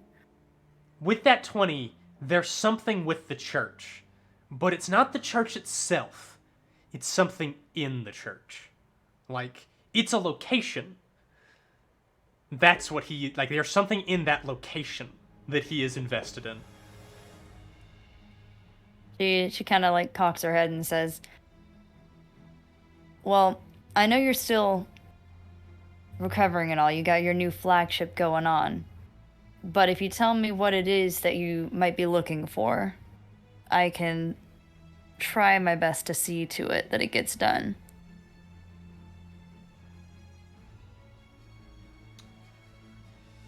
Oh, I'm so sorry because you have bad charisma, but roll me a persuasion check.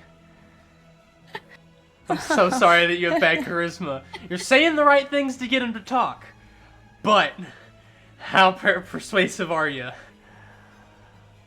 No! Is that an actual 0? Do you have anything that can give yourself advantage on a persuasion check? Let me see. I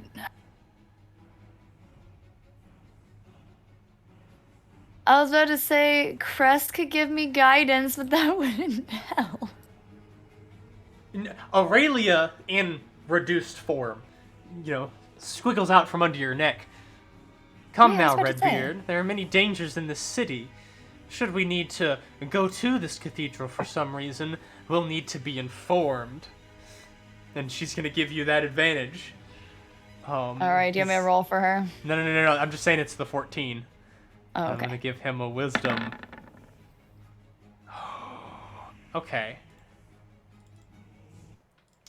He rubs his blood-stained beard for a few minutes. Or a few moments, not minutes. Thinking.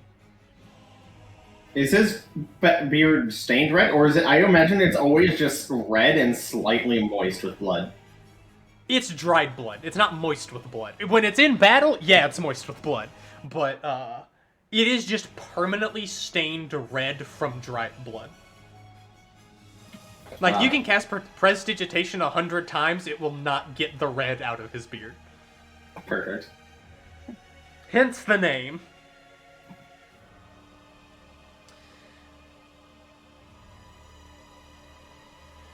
Redbeard thinks for a moment and addresses you again, Rowena.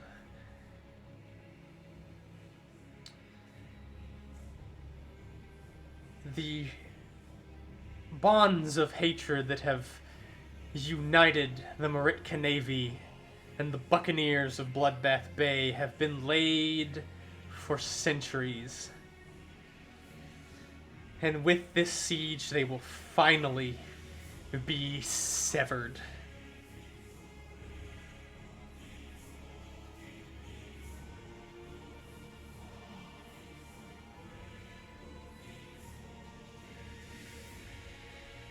So you're saying the Angel of Hate and that cathedral is what powers all of this war between us in general? No. Mortals have been what have powered this war.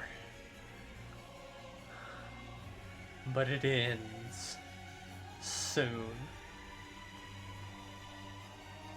I wish you luck in your task, Rowena. You have proven to be more than a capable enough specialist to take on the worst that the Navy has to offer. May the city fall under our might. And he turns and begins to walk away. pulls out a shot glass and holds it up and says, "May the city fall against our might," and then chugs it and gives Aurelia a quick chug before she turns around and goes back to Mask. That is the last time you will see Redbeard. After that conversation, he disappears and you cannot find him. Mask is grilling Willie over every single bit of info. Including, like, getting him to reveal, like, a map, maybe some hidden routes, cellars, anything. He would be able to provide you with a map, but he will explicitly say, I know for a fact there have been changes in the layout of the city, and not through additional construction, but more through things being burned down. So, this map is inaccurate, and he provides you with information on, like, here's market districts, here are alleyways, here is the residential quarter, here is the military quarter. I'm asking for, like, smuggling routes that merchants generally take, how they take them, why they take them, any info that he can provide on that to keep up with the ruse. He's able to provide the information you will need, because most of what he deals with is in the sea routes, but he does have information about the land routes, and that, I'm going to say, is definitely what is helping you in your disguise kit and your forgery to understand what needs to be faked, how it should be faked, stuff like that. So, I also want to know what places merchants frequent, like why they, like, is there certain establishments that are like an expensive establishment that they like go to? Well, it's more like there's the, general market quarter where like shops and tents and whatnot are set up that people will sell. No, merchants go to after they're done selling. Oh, after they're done selling? Like end of the day. He would definitely be able to mention like several different taverns and inns that are very popular among merchants. Perfect. From moderate to higher class. Higher class. Because we're selling goods they definitely need, we can get away with it. Yeah.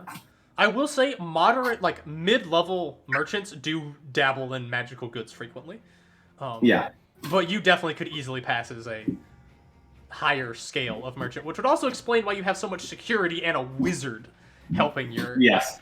Yeah. Yes, that's my point. Pushing yourself off as higher class will absolutely sell your disguise more. Yeah, that's my goal. To real quick cut back, Aurelia will... hold on, I'm actually going to give her a roll. Give you a little insight roll, Aurelia. 24. Ooh. She looks at you. Remember how he didn't say any of his plans throughout that entire council meeting? Yeah. I don't trust... A little worrying. I don't trust his lack of clarity. He's not exactly a forthcoming pirate lord a lot of times, but this is shifty even for him. It's definitely very strange. I don't think he'd betray any of us, though, especially after we, busted him out of prison, but... I don't think it's betrayal that may be on his mind. She looks at you. I think it's revenge. Maybe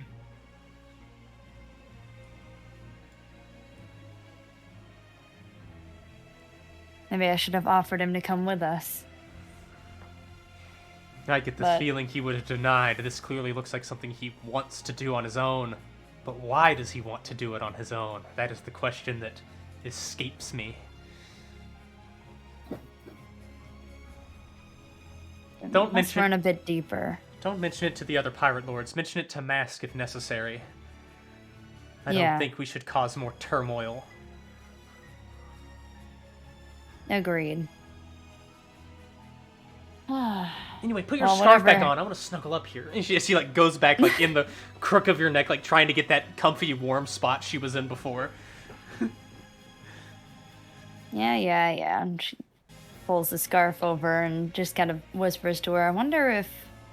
Well, he definitely has something to do with the Church of Hate. Maybe he has people he knows there. Someone else is involved that's personally tied to him. Usually it's familiar faces that give us the most trouble. With that, I want you to roll a history check, actually, Jose. Alright. After this, Dragon, I have a question for you. Alright. It's gonna help me do something in there. And it's very Nope, important. never mind. Sorry. Sure. You try to think of, like, who could it be? What could the personal connection be? And you can't think of any. Damn. Or rather, you think of several, but they don't feel like they click in the right way for this situation. I have a question if I can procure something Sure. to help me do this. I would like to procure a bribe. And the bribe I would like to procure is food made by Sega. Oh. In a place that is desperate for food, if I can get food made by the literal god of cooking. Okay, see, here's the thing. This comes down to an issue of the timeline. Because technically speaking, this is happening 3 years after the Bloodbath Bay Buccaneers, which was right after, basically, Sega got popped out of the volcano. Yes, but he was still one of the best cooks in the world. Yes. Here's the thing. I know she set up several locations on Serathos. However, you know what? High or low. That's what we're gonna do. This high or low. Hi. Everybody gets high. Oh dang it! I need to move these over slightly so I can go to the. Here we go. If I can get food made Hey! by Sega, I have. You're not able to procure like the best stuff, and notably, this is food. It will spoil, but I'm assuming you get some like soups that are meant to be eaten cold or some shit like that, and you're refrigerating it. Or like sushi, because like isn't sushi like more of a like room temperature or colder food, not like hot? I don't know much about sushi. Yeah, sushi actually is going to spoil extremely quickly, though, so it probably wouldn't be viable to take. Well, you got Timothy. That's true. You can have the most icy of the ice, refrigerating the blood shark sushi from Sega. Okay. Ooh. Good. So you can. I'm gonna use that. I'm gonna use that as a bribe for when we get to certain places. There's not. I mean, talk about knowing the DM. You know somebody's gonna be able to be bribed by food in my game. Yes. Well, I'm mostly doing it because in a place where food is so rare, being able to sell or give someone something that is so good, but I know they won't be able to get where they are, is an invaluable tool. I mean, yeah, there is a active food shortage going on because they can't go out fishing nearly as much as they used to because of the siege, and that's half of their food gone. And Bolivar provides a large majority of food, but Maritka's suffering so heavily economically they're not able to afford the normal amount. So yeah, that food's gonna be really clutch. Good thinking there. Yeah, I saw that and I was like, oh. No, I know I need it. I know what I need. You know what you need. I'm gonna use all the info I have as a player. So, with that, are there any final preparations that y'all want to take before y'all are... I'm gonna be honest, I'm gonna skip over the y'all getting frisked scene because y'all have such godly roles and such a good setup that we're gonna start with y'all having just entered into the city. Or is there anything else? Is there anything that we could possibly need? Adjustments to orders for lieutenants, additional supplies, information, anything you can think of. Because once we start it, there is no going back and saying we have these things. Well, I'll be passing on the information I've learned to Mask. And then tell him about Redbeard.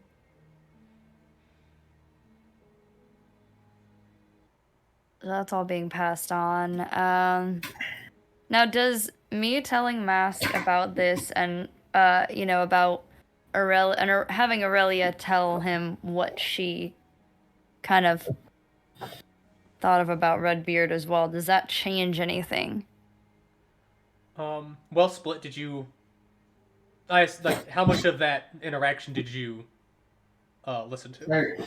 All of it. Okay, so upon Aurelia and Jose informing you, or not Jose, Aurelia and Rowena informing Mask of how Redbeard's acting a little sus. I guess the best you would be is I guess I'll try to think of the connection. Might research a little. History check. Sure, I'll let Mask do a history check. That's probably better than me at it. Ooh. 28. Okay, I'll give this to you. I invested heavily into intelligence. So here's the thing.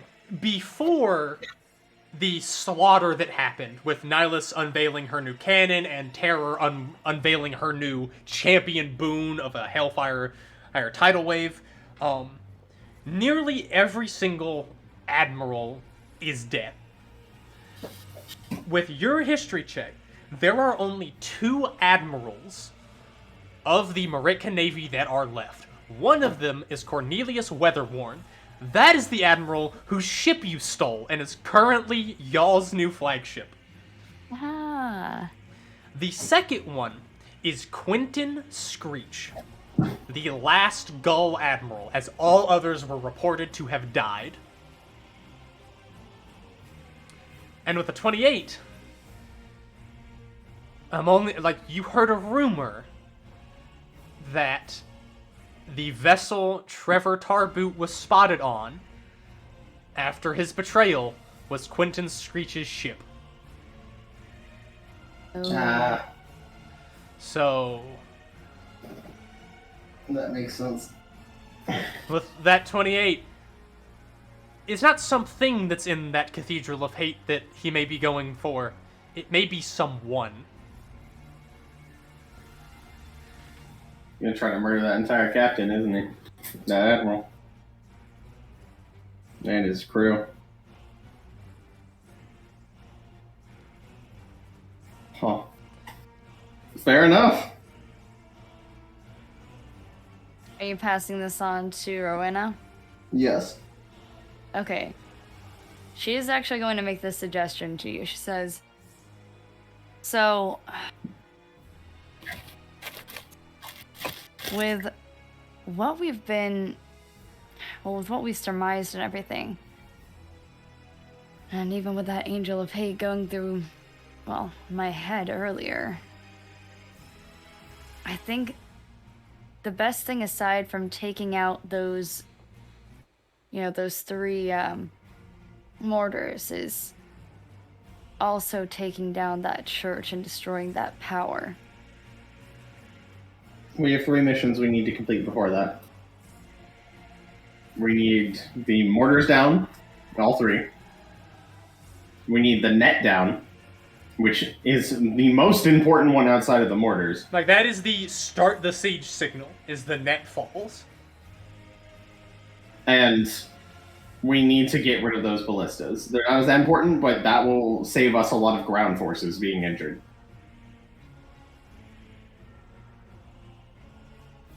Well, we still don't know where the net comes from either. And yes, but we can't do anything else until it's done. I will say, just completely above game, I know I like to bullshit and improv a lot. I do know where the net is. There is a place where the net security center is where it is going to. But there is no information that the pirates have about this, because this is one of the single most guarded pieces of information. So you will have to find out where it is. And then Mass also goes, that net, even if we get rid of the angel, the net's still more important.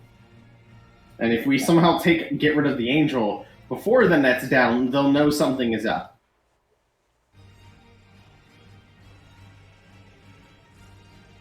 And we'll be routed before we can continue.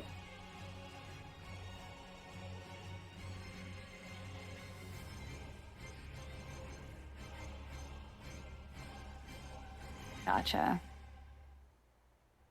Because our goal should be that we can take down the net and the mortars, and the artillery at once. If we can do that, we can then maybe focus on trying to get the angel dealt with. Oh, another thing about the mortars, because you were talking about information from Willie. The mortars are on 3 of the most heavily fortified military institutions. For instance, if you want the Grim Accord to take out mortars, you'll need the entire Grim Accord to take out 1. Yeah. So, it's not an easy task breaking into one of those places.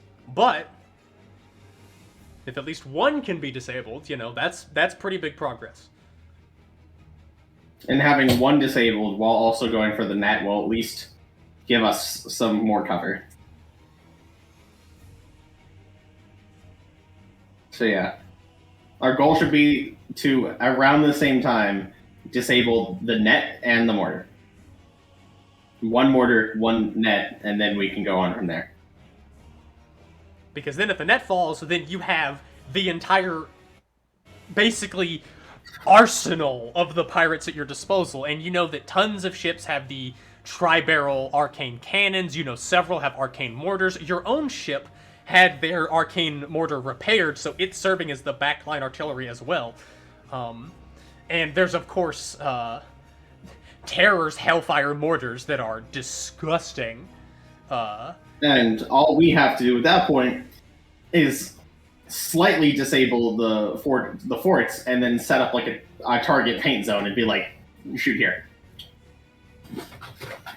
Yeah. Which I imagine before we leave, we probably get some flares or like certain things to basically set as like target mark zones for the pirates. You can absolutely note down that y'all. I'll say you can have like a dozen flares. Yeah. Ones that will actually be bright enough to be noticed, you know.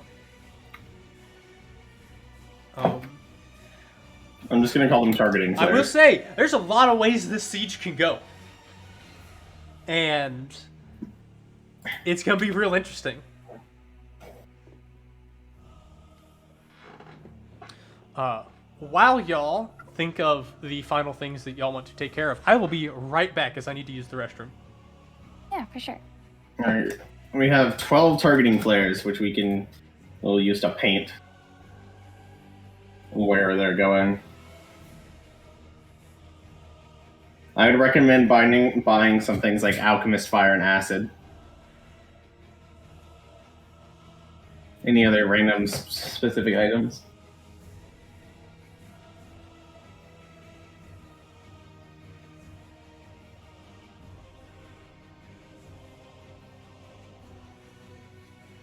Probably an ever-smoking bottle for a thief.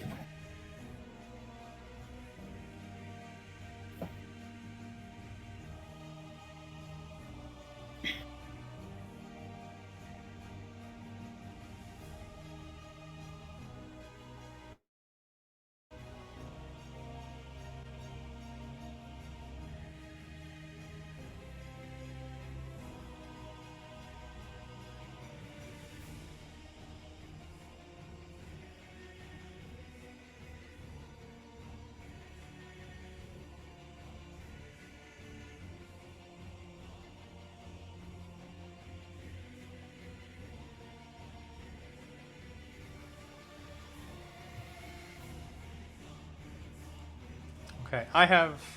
Wait, no, haven't unmuted myself on Discord. I have returned. Welcome back. I would like to buy a lot of Acid and Alchemist Fire. Yeah, you can have stronger versions if possible. Okay.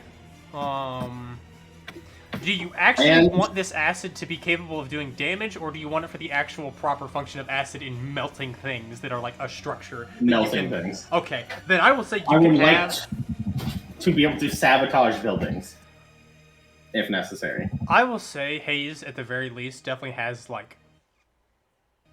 Well, you guys just have the resources you could buy this. You could easily get...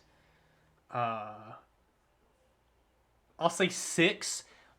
basically industrial grade acids that are capable of chewing through metal in like a couple of minutes. And then I would like something equivalent to the ability to start a grease fire. I mean... something like it, because specifically I want them, if they try to put water on it, to backfire. I mean, oil and fire. Yeah. I mean, hell, Trevor Tarboot had firebombs that were basically that. Oh, did he? Oh, then I already have those. Yeah, you have firebombs. Okay. Although you could also purchase additional oil that you can light with a match or flint and steel, or, you know, the dragon you have in your party.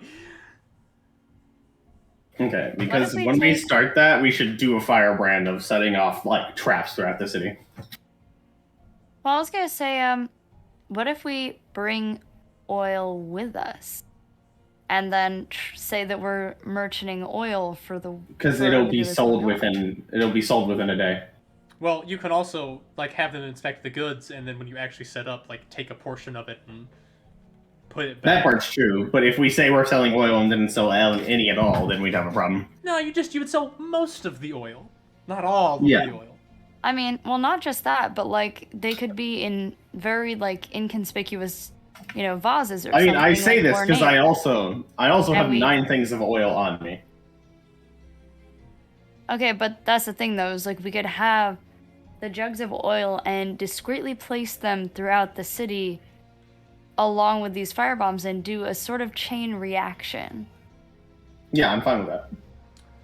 I will say, if you're worried about bringing oil in and then selling it, you could also buy oil in Maritka. There is still an economy, it's just, it's more expensive and more limited. Yeah.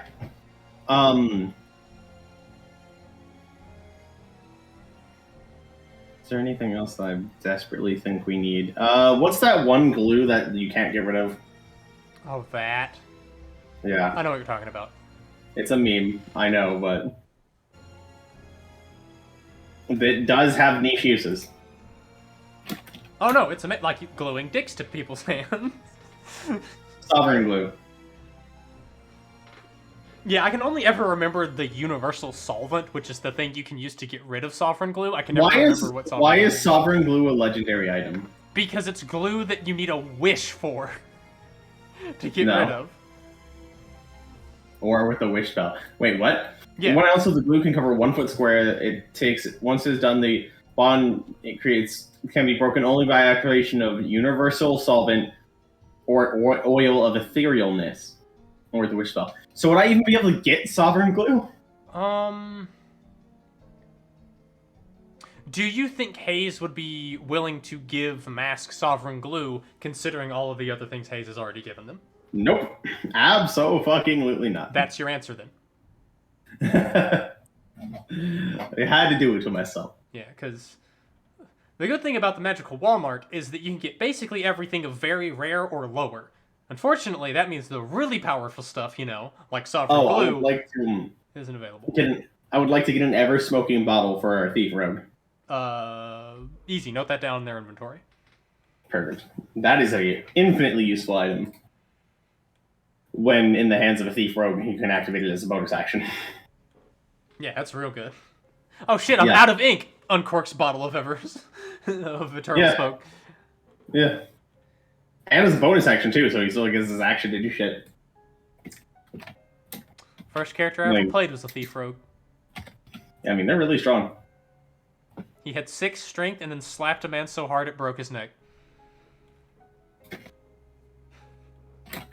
The power of natural 20s and not understanding what crits actually mean. Since we're going in with magic items, Rowan, I recommend looking to see if there's anything you think you might need ahead of time. Oh, I do. I would also like to bring in a bag of tricks.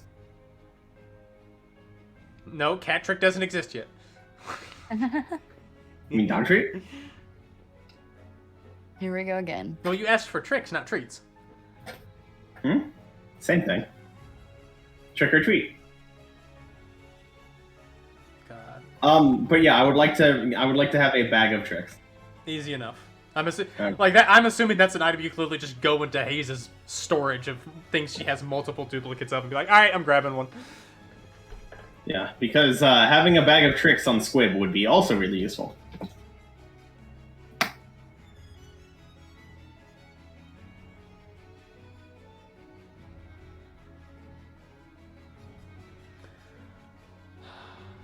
Well, Jose, are you just thinking about stuff you might want? Or No, I think we're pretty good. Maybe just I think I have potions already, but maybe just more preparatory stuff for health. So like trying to see what I have here.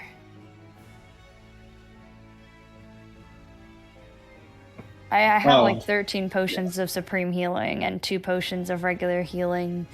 So I think I'm good. Like, I'm pretty set up. I would like a potion of giant strength also. What variant? Do potions of giant strength come in different variants? Yeah, hill, fire, stone. Cloud. Frost stone. You can get a frost giant one, sure.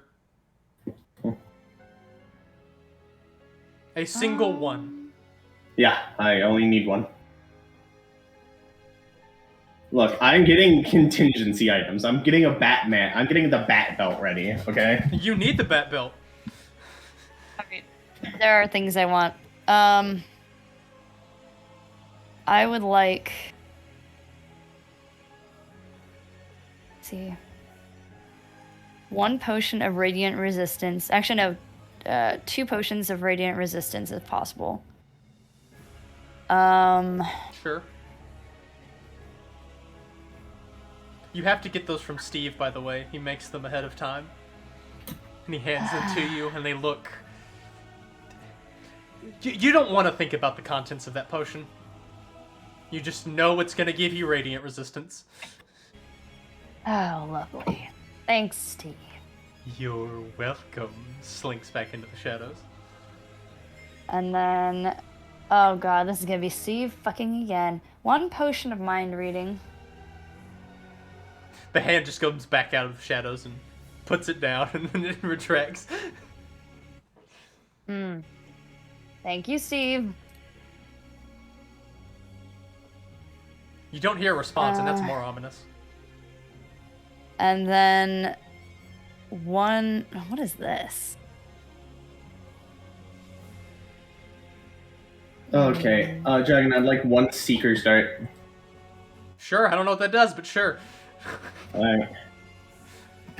Man, ain't it Something- great to have a connection to Hayes and a DM that just doesn't give a fuck? Yeah, I assume you know that it is an uncommon item. Nothing Look, special. I'm assuming that you're not asking for a ton of very rare or legendary items in this No, I'm process. asking for very specific, useful items that I know are not super. Look, I'm a crafty person. I'm asking for crafty items. Yep, and I know what that's what I'm giving to you. And each time I say yes, I damn myself. But Yeah, you know what? The Secret Dart, by the way, is a very simple item, Dragon. If you have seen a creature before, and you whisper "seek" and hurl the dart, it seeks out the target of your choice within 120 feet of you. Then 120. You must have seen. It's only 120 feet, but you must have seen the target before. You don't have to see it then, though.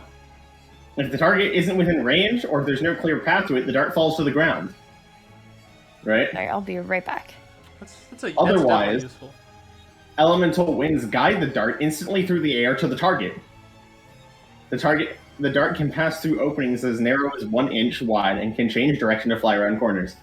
Meaning, if I think there's someone invisible nearby and I've seen them before, I can say seek and think of them. Or, if I'm trying to track someone within 120 feet, I can say seek and then it will fly to them. Alright. Very oddly specific but useful magic. As you can guess, I have an immovable rod. I figured you already had one, frankly. I do. That's my point. I have one, and it's just being that. Yeah. Sorry, I'm just looking back at the Grim Accord art, and they're also fucking baller. Any other specific items I need that I'm like, ooh, I should have that for this? Is there any rare items? I think.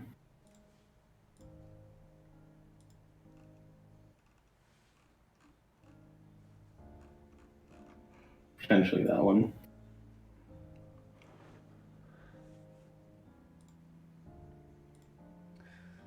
Oh, goodness.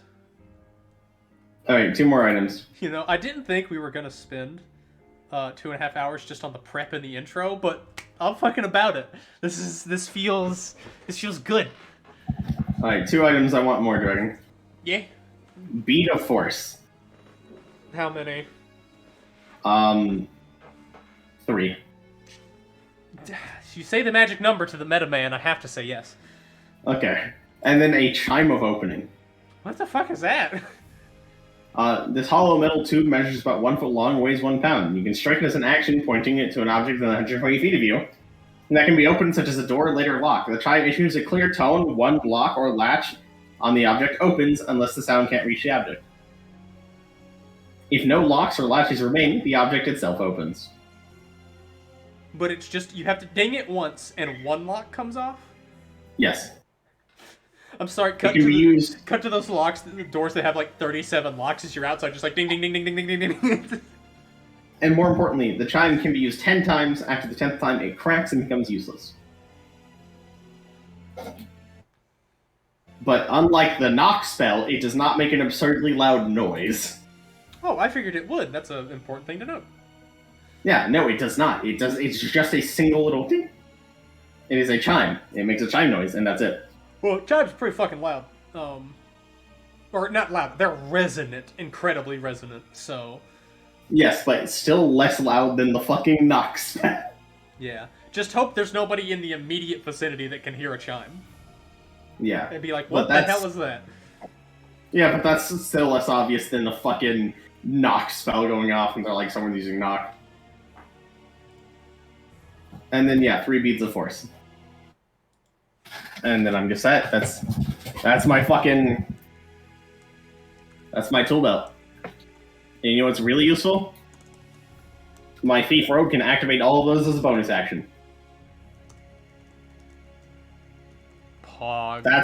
That's the important part, is Thief Rogues. Thief Rogues are literally just Batman.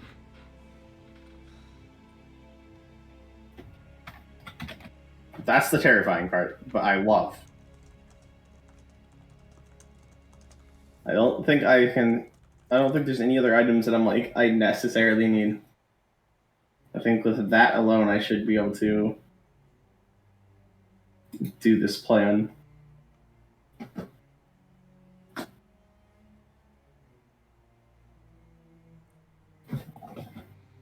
Does Irene say she needs anything? To help do anything? Hold on, let me look at something real quick.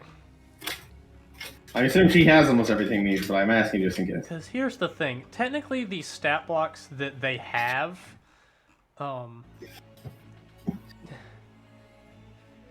Yeah, this thing has Irie as the equivalent of a sorcerer that can cast 4th level spells. This Irie is a 20th level sorcerer, so...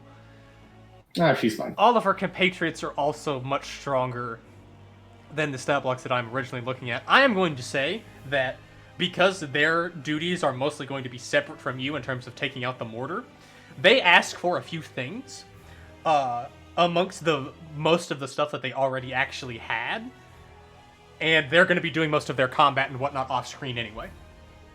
So, perfect. Yeah. They ask for stuff probably like an immovable rod, some acid, some fire bombs. Actually, they specifically don't ask for fire bombs. They may ask for, like magical thieves' tools or like anti-magic beads of force. Minor utility stuff like you're asking for. Yeah. And also, actually, the thing they ask for most is just healing potions. I do not blame them a single bit. And so they get stocked up on healing potions. Wow.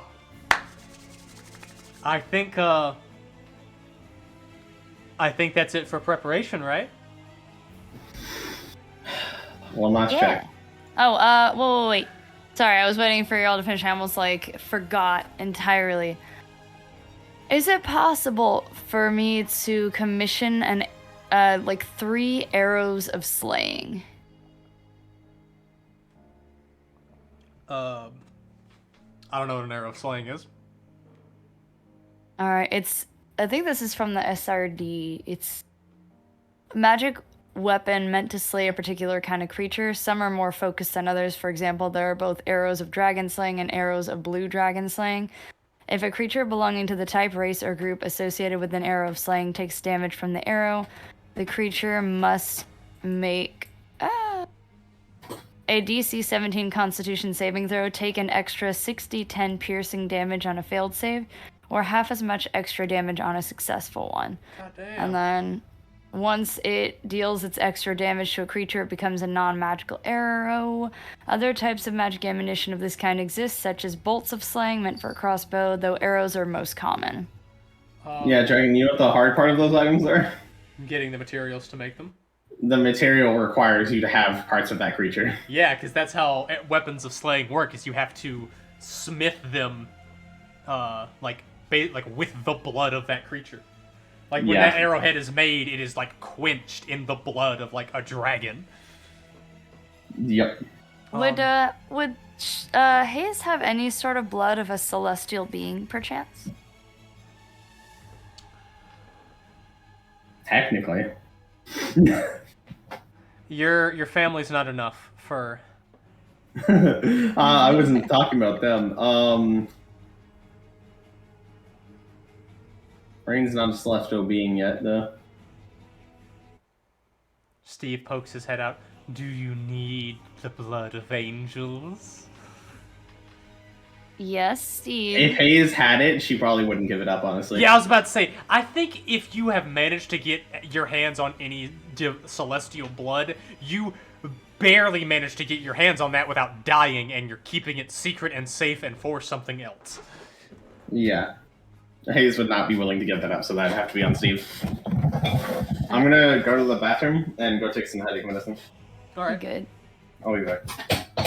Wow, we're pogging, babe. We both have headaches. Oh god, my mic. Alright. Yeah, Rowena kind of just looks over at Steve. Yes, Steve, do you have angel blood? I can acquire the blood of divinity. It'll take some doing. You don't mind if a couple crew members go missing, do you? I would prefer if crew members didn't go missing. I like my crew members.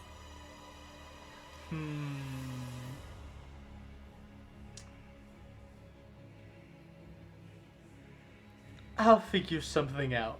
And Steve disappears. You do not see Steve for weeks. And with each passing day, there's more and more concern that grows. Until finally, you walk back into your captain's quarters one day, and there is both a beautiful and horrifying arrow on your desk. It's the shaft of the arrow seems to be made out of bone. The feathers, or the fletching of it, seems to be made of a kind of skin that is held up by ligaments and is giving a strange aerodynamicism to it, but one that is effective. And the arrowhead itself looks to be... How do I explain this? If you were to just look at this arrowhead from like 15 feet away for a moment, it would look like a normal arrowhead. But the longer you stare into it, the more you see, like, is this metal or is it bone? Is this an arrowhead or is this a mouth? And frankly, the longer you look at it, the more it just hurts your brain. And so you have one arrow of angel slaying. Okay. Sweet. Note, you still don't see Steve for a few days after that you find that arrow on your desk. And the next time you see him, he looks weirdly fine, but there's a couple of scars on his face that weren't there before. Oh. He seems his normal, weird, eccentric self, though. People, giving him distance. Are you alright? Is anyone ever? Yeah, fair point. Cuts to the skeleton in a box. I'm in a box. I'm in a box. Bonk, bonk. He just smacks his head against the box. Oh god. Crying about Tyrion. I need to know more about that story. What, about Timothy? Yeah. Timothy's Timothy.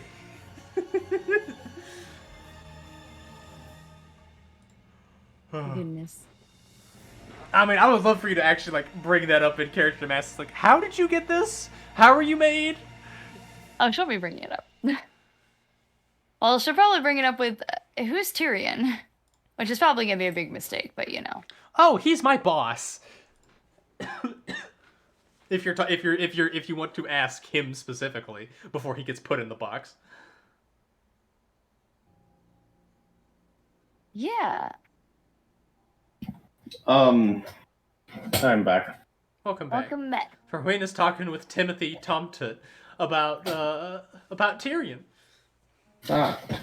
Oh, you know, Tyrion's just the man who made me and drove me insane and stole my soul and forced my body into this, forced my consciousness and perception into this ridiculous, unearthly, unholy form. But, you know. How'd he drive you insane? I mean, you know, my soul got ripped out of my body and then I got shoved into a bunch of bones that weren't mine. You know. They're used to being in tight spaces is what I'm hearing. Like, does like a... snaps more than one of his fingers at once, like snaps a snap, and then like finger guns at you. I was consulting some Gala compatriots, and would like to get some dimensional shackles. Dimensional shackles. Sure, you can get one pair. Perfect. I will say, y'all have gotten a lot. Now, your resources were spread pretty appropriately across the people. Oh, that's all I need. Yeah, like, I think that might be it for the stuff y'all have getting, because you also commissioned Hayes for the communication stones. You've had to actually, you know, pay your crew and repair your ship, get all of these magical items and potions and whatnot. Normal expenditures of things like food and liquor that you need to have. Yeah. I mean, liquor's like water. I mean, you gotta have Tres Cabos. I'm really sad that we don't have, like, 8 people total in our crew, because then you could call it an octocom. No. Squib looks at you. What did you just say about me? Oh! Wait, squids don't have 8 legs, though. They have more. Yeah. But why are you asking me to come? Oh no. Anyway, enough with that dumb joke that wasn't funny. Yeah, I think with that, the preparations have been completed. Nice. And 2.5 hours into this session, we're actually starting with the adventure. I mean, those were the 2.5 hours of very essential planning that needed to be done. Oh yeah, that was like the most important 2.5 hours of this session so far. But with that, unless there are any final questions, I will begin to set the scene of y'all's entrance into the city. That's it on my end. Mask loads up his puppets into his scroll. Sets his scroll onto the cart that is also a puppet. Okay. And gets ready. With that, He presses the ready up button on the screen that appears in front of him. does Rowena Mist also click the ready up button that appears on the screen in front of her suddenly? Kind of looks around for Steve and is just like, where the fuck did this come from? But yeah, she's gonna reluctantly reach out and tap it. And all of a sudden, it's weird. time. It's like those days of travel and organization and being disguised just disappeared. But we return, or rather not we return, we go now to the city of Maritka. The gates, you know, as I described, way more armed than normal, more magical people, more physical people, sifting through everybody's goods. There's not a single box that isn't opened, bag that isn't turned out. And only with merchants like y'all that just have a sheer volume of goods and also things that can't exactly be turned inside out, you know. We can't exactly have this fresh produce be on the ground. That would be unsanitary. Y'all, there are tense moments where guards are double and triple checking things, asking questions that you might not have been prepared for. But thankfully, the disguises you have, the documentation you have, and the flawless charisma of Irie Firetouched, because she actually just rolled a natural 20. Oh my god. Any and all suspicions that could have been on your group are alleviated. Frankly, this group is like, man, we're so happy that y'all actually have the proper documentation and actually can like give us the information we need to. Like, we're real thankful that y'all are assisting in this process. Now, go on and good luck selling your goods. I'm sure you're going to sell out real quick. But be safe. And, you go into the city. Now, here's... how do I explain this? Perhaps the two of you had been to the city of Maritka before. Perhaps it was before your days as a pirate. Perhaps it was in your early days as a pirate, and you were just supposed to infiltrate or go pick up a package or, I don't know, something. But what that city was is not the city you are entering now.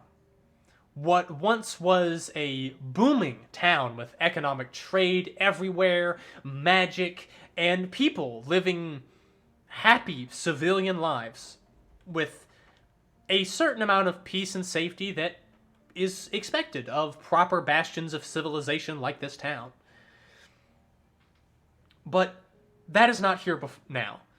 The streets are now dirty and filthy. There are way more beggars wandering around. The wounded are incountable. And morale is incredibly low. But it is more than just that. There are, as mentioned, pirate lynching mobs wandering the streets. These people with these blood-crazed looks in their eyes, pitchforks as axes, fishing knives, anything and everything that a civilian could have as a weapon, whether it is a proper weapon or just a tool, is being wielded by these people wandering the streets. And every single one of these mobs are led by a paladin of spite, ordering these people around, telling them to go down certain streets, interrogate certain people. There are dozens of these throughout the city. And definitely your lieutenants are looking a bit nervous, but they're keeping their cool. But there's clearly some nervousness, considering, y'all are pirates. But it's more than that. The seagulls, even, they don't look, fresh and clean and, normal, healthy animals. You see these matted, dirty, half of their feathers are plucked, beaks broken, eyes gouged out, fucked up looking gulls that all look like they are starving. Their feathers not even able to hide the fact that their skin is just sticking to bone and they're nothing but just pitiful hollow bird bones and a thin veil of skin. And they are attacking people. Like, you see somebody with like a meal that they're walking down the street with, and they just get assaulted by like 24 seagulls.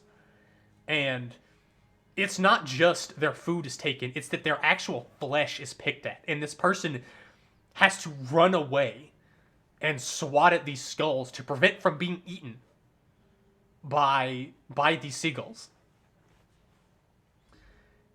And with these lynching mobs everywhere, with these gulls terrorizing everyone, with things in dark alleys stealing people away, morale is low, frenzy and fury is high, bodies lie in the street, and the port is red with blood. All of what the city once was is gone.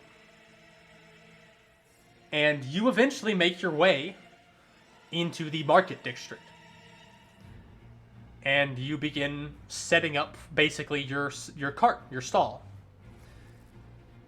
And is there anything that y'all want to be doing as you set up your carts? Because now you're not constantly being observed by guards. Well, you are still being watched by guards, but not to the degree that you were, passing through the front gate, that kind of stuff. You've got your people, you've got your plans.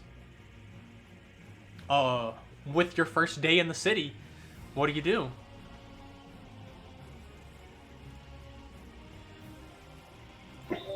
I want to immediately start trying to observe where I see guards walking the most. So you want to get a sense of patrols? Sense of patrols and a sense of where they might be avoiding on purpose or areas they seem to have a lot of influence on. So, i.e., areas that they might be avoiding, so that way they don't lead the fact that they might be hiding the arcane net there, right? Yeah. Or areas that might just have so much guards that it's like they're hiding something there that's important. I would say this is a combination of investigation and perception. So roll me both. I would also like to be looking for things that are for people that are guards that are disguised. So yeah. Is it perception or insight to see through disguises? I don't know. Well, your really perception roll is for something different, so I'm going to say investigation, perception, and insight. And I figured you also probably want to roll a stealth and deception to make sure that you're being undercover and incognito. Yes. And with that, I would like to flip a coin, Dragon. Why are you flipping a coin? To see if I can get foresight. Oh, are you using the token? Yep. Hold on. Which? I got a coin right in front of me, so I'm ready to find... see if I get the ability to teleport, or if you get foresight. Yeah. Well, flip it. Okay, that's tails. It's got the Maryland State Quarter. No, this effect recharges after 1 week. I got a heads. So, you have foresight. Really rusty heads. Okay, I have advantage then. I know that's what you want, but I'll still believe you flipping the coin, because, Yeah, no, I flipped it. I believe you. I believe you. I believe your Well, assessment. honestly, the bonus action teleport, still useful. Yeah, bonus action teleport real good, but that's more of like, okay, it's combat, flips it. Yeah. Okay, so I'm doing stealth first. 28. Alright, more than succeeds. What was the next one? Deception.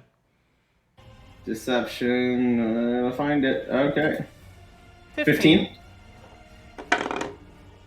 Oh, come on. Didn't roll correctly. I would like to assume, actually, yeah. There's a couple close calls, but you seem to maintain your cover.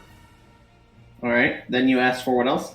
Investigation, perception, and insight. Investigation, 19. Oh, I'm on the wrong sheet. I actually have higher stuff than this. Who are you using? Wib. That's hilarious. Okay, so my investigation is actually a plus 11. So that's a 23. And then that deception, 2 higher, so 17. Okay, it still pass. Still pass. And then that stealth is only 2 higher, so 30. Well, now perception and insight with the appropriate stat sheet. Perception, 27. Okay, yeah, definitely does it. And 20. Okay, there are no hidden guards. Every single military personnel is very obvious because this is their home turf. Okay. And they're also all on high alert constantly. With the investigation and perception, you're in the mercantile district currently. And you're very easily able to tell that, A, this is not where they would keep the net. Like, you can definitely tell through your investigation and your perceptions, watching guards, if the net was centered on this region, military presence would be so much higher. Is there a map you have of the city? I meant to make one, and I didn't. Okay. Because I was debating on whether I wanted to try and fix Dungeon Draft and do it there, or if I just wanted to try and make it in Worldographer, because I've technically made a city street map in Worldographer before, but then I just decided, I'm not going to bother with that. So... Well, then my mental note of me, I'm crossing off the mercantile district for the net. I will also be able to tell you with those, it's definitely not in the personal quarters. Like, there's no reason a military institution would leave their most valuable defensive measure based inside of the civilian, basically, living area. Okay, so I don't think they put it in the civilian living area. I don't think they put it in the merchant district. But that leaves the docks, the military districts, the religious district, which is where the Cathedral of Hate is, and anywhere else in the city it could be where it's hidden and tucked away. I have a sneaking suspicion it's at the place of hate. So, Rowena actually wants to use both Cressalor and Aurelia to... Let's see here. Let's see, she wants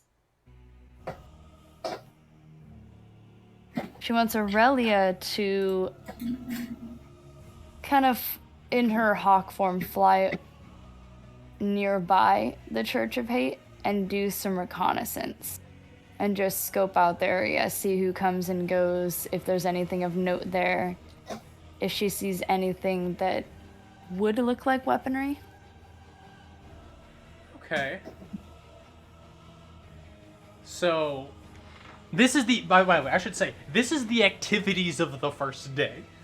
Mask, you're really dedicated on information gathering, and you're able to wean down a lot of stuff, but you're also having to be a merchant and sell things, you know? Yeah. And thankfully, the Grim Accord is doing a lot of the merchant work. Irie is selling things charismatically, and her people are around her basically being security. And the Knoll, you can sense the upsetness from the cow that is slowly chewing cud. But it's just sitting there. But yeah, sure. Give me a stealth check and a perception check for Aurelia. Okay.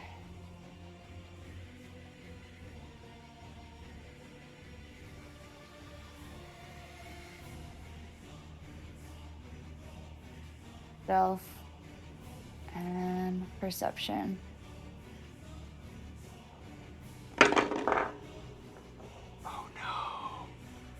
Oh no. Okay. Let's start with the good news. The good news is Aurelia has something very interesting to report. Because amongst the pirate lynching mobs and the starving gulls in the religious sector, there are what can only be described as altars of hate. There are... Some of them are actual proper, like, stone statues that are a depiction of Adnazos or Gravorn, one of the two gods of hate. Mm-hmm. And below these proper statues, what you actually see is a lot of widowers and widows just weeping and praying. And her observations that, like, are able to say, like, yeah, this is former people who were, like, who cared about people who were in the military, and they're dead now. And they are praying to these statues for vengeance, for retribution, for some sort of suffering to be imposed upon the pirates. But then there are other altars that are, well, to connect it to the music I've been playing. Have either of you played Bloodborne? Yes. Yes. Remember Yharnam? That I'm not familiar with. Do I remember what? Do you remember Yharnam and the piles of bodies that there would be like a crucified werewolf in the center of? Yeah. There are these horrifying quote-unquote altars that are just piles of bodies and then stakes decorated with corpses. And instead of, grieving, sorrowful widowers, there are frenzied, bloodthirsty townsfolk praying to Adnazos and Gravorn for the most vile and wretched of things to happen to the pirates, and they are basically giving their hate to him. That is unfortunate. Yeah, and by the way, those aren't just in the religious sector. Those altars of hate are throughout the city. Most of them are in the religious sector. Not all of them. Unsurprising considering what we did to them. Yeah. But then let's get to that failed stealth check. So as she reports this, I need Aurelia to roll a wisdom saving throw. Did we bring a druid with us? Yeah, we brought one. I have a plan. Ooh. Aurelia begins to transform from not a hawk into her dragon. He's gonna And- dispel magic.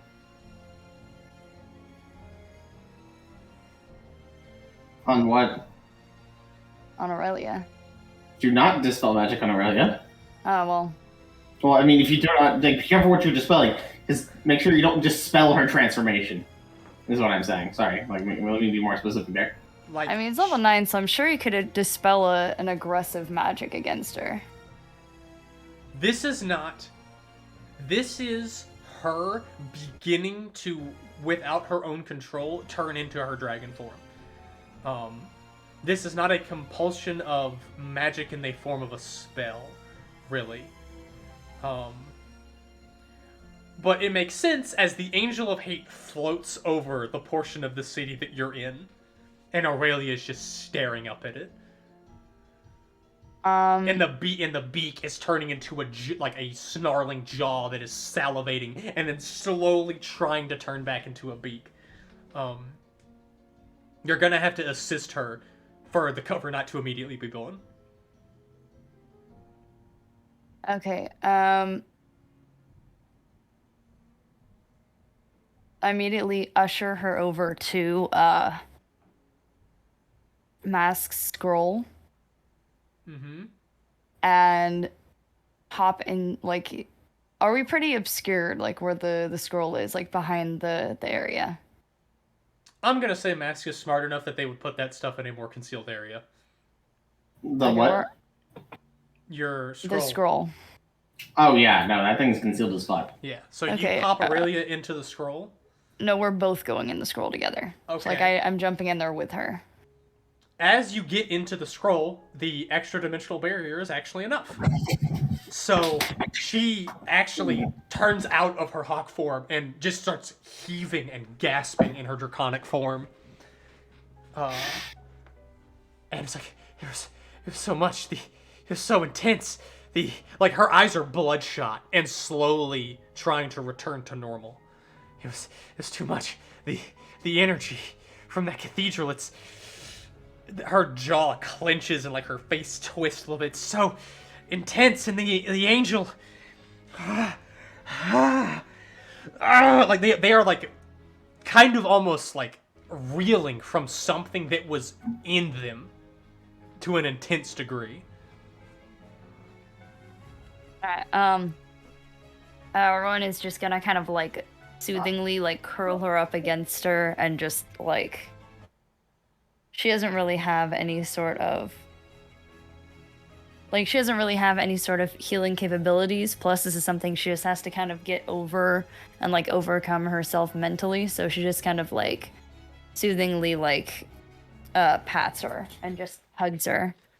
Which, that is enough. Although she is done for the day because she technically spent several hours scouting. And Okay. the failure of the wisdom saving throw is the representation of her barely managing to hold on until she got back to you. If it had been a 1, there would have been a dragon that would have just appeared in the sky above the city streets. Oh god. Yeah.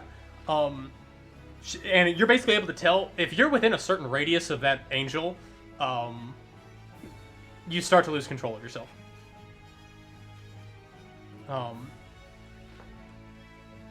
But you do have information on the goings-on of the city. And after a certain point, Aurelia, like, thanks you very much, but it's just like, I need to sleep. I feel like my body's been tensing for the past 6 hours. And I need to just relax. And as soon as she does, she just basically passes out. Alright. Because she still is a young dragon, and the effects of an angel are not to be ignored. Yeah. I would like to, at some point, Dragon, discuss with the Grim Accord Happily. I'll say what info they can gather. Irie will just say I can have Uldun is a expert at sneaking around. He could easily wander around the streets, sticking to the shadows and trying to get information. I would like, if he can also, can he tell me where, if he can find info on where they might,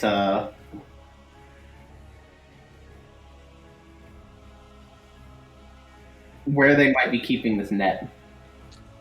Okay. As it's the hardest thing it would be for us to find.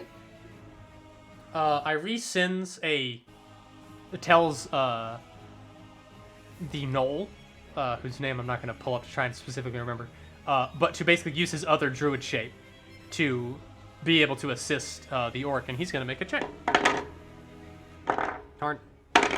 The mimic now isn't big enough. Oh, he needs advantage. I'm not even lying. That was a cocked roll that I had to re-roll. That rolled a natural 1, and then the advantage was a natural 20. Wow. That was really good. So at the end of the day... Oh, actually, hold on. I need to roll... Okay, that's definitely enough to pass the stealth check. And... Okay, that's a little unfortunate, but noting that down. At the end of the day, he comes back and is able to tell you that most of the city has no idea how the net works. Most of the guards have no idea how the net works. And through his investigations, the only people that probably have the information on that are the higher-ups of the military. The last remaining admirals, the dragons themselves. Those would be the only people that would have that information. So he has no idea where it is. He does not have. He is not a magical person. He can't trace the wires that lead to places. But he is able to tell you that, as I said, if you can get the information out of one of the people I mentioned, you can figure out where it is. But he thinks that there is no way that just walking around the city is going to be able to identify where the net is. But somebody knows where it is. So we need to find someone to kidnap them. Sasha speaks up. Perhaps now that I am in the net, this is where my speciality can come into assistance. Yes, Sasha, they can. Then allow me some time to construct a ritual. And then perhaps I'll be able to pinpoint where these people are or where this thing may be. Do you need to be out in the world for this, or can you be within the scroll? I will need to be out in the world, but I just need a smaller space. I am good at condensing my rituals. Good. If you need to, this is one of the few times where I will allow you into the scroll. No, that would prevent me from properly scrying in this area. I don't need extra... I don't need more extraplanar influence. I'm more referring to if you need to escape. Well, if I need to escape, I'll just have you help me. Smiles at the crew of very dangerous misfits that are surrounding them. Fair enough. And they just look at the box that Timothy is still in.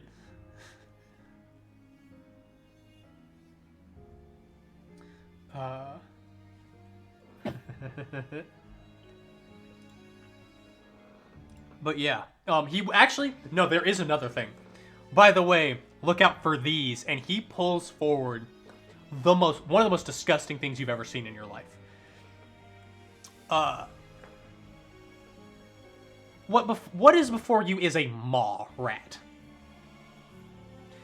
This rat is more like the size of a golden retriever.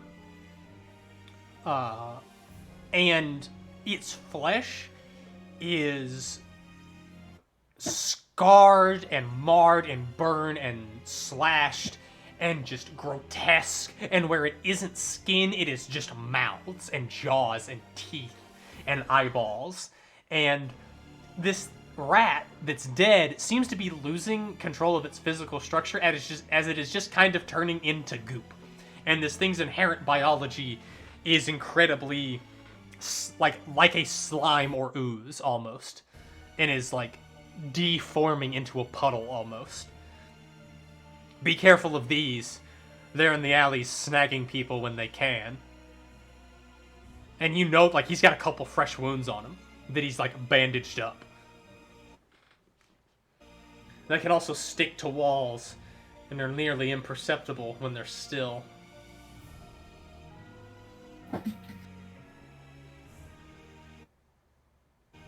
So yeah, there are hundreds of those things in the city right now, killing civilians and otherwise.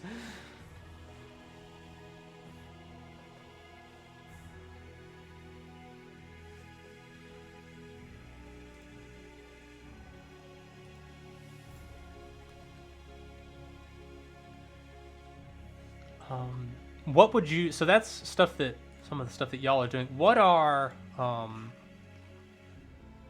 Let's see. Sasha's making a ritual right now. Guarding ship, what is Squib doing? He is doing his job of gathering info, and I think he came in as a person. He's probably helping sell, honestly, items. All right. And helping find info on where might important locations be that we could potentially sabotage. With his knowledge of like buildings and storyworks and thievery, I imagine he could do a good job of telling me where certain things to destroy might be really solid. Well, sabotage for what purpose? Like, he can absolutely just find a building and light it on fire for you, but... buildings that would strategically cause problems for defenders. Okay, hold on. Going with the party...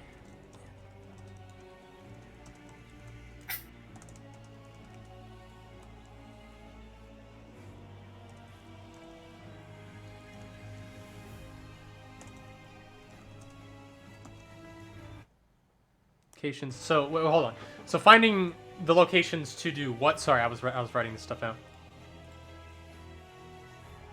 Like just to cause more chaos, to specifically try and prevent reinforcements, and to block traffic. Yeah, stop reinforcements, block traffic. Just cause problems and distractions.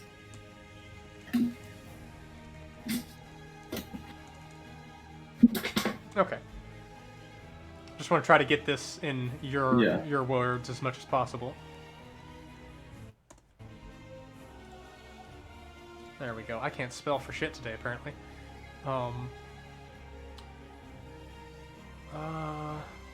With that, Jose, was Cress helping... Cress was helping Aurelia scout for things, correct? No. No? Well, he wasn't going with Aurelia. I was actually going to send Cress to just kind of aimlessly walk around and check out where the military district is. Essentially, He would go, just literally be himself, go around getting high and then checking things out. And if he was turned away, he would just go back to where he's supposed to be. Okay, I'll give. Roll me. You have his actual sheet. You can roll for this. Yeah. Give me perception. Give me investigation. Start with investigation and perception. Just those two. All right. Perception and investigation. Oh my god, that is so tragic. Holy fuck! What is up with my rolls today?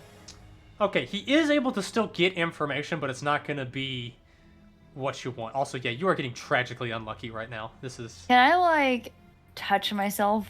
That sounds wrong in so many senses. Splitcoat, do I have permission to answer that? No, you don't. Okay, then I'm gonna stay the fuck quiet.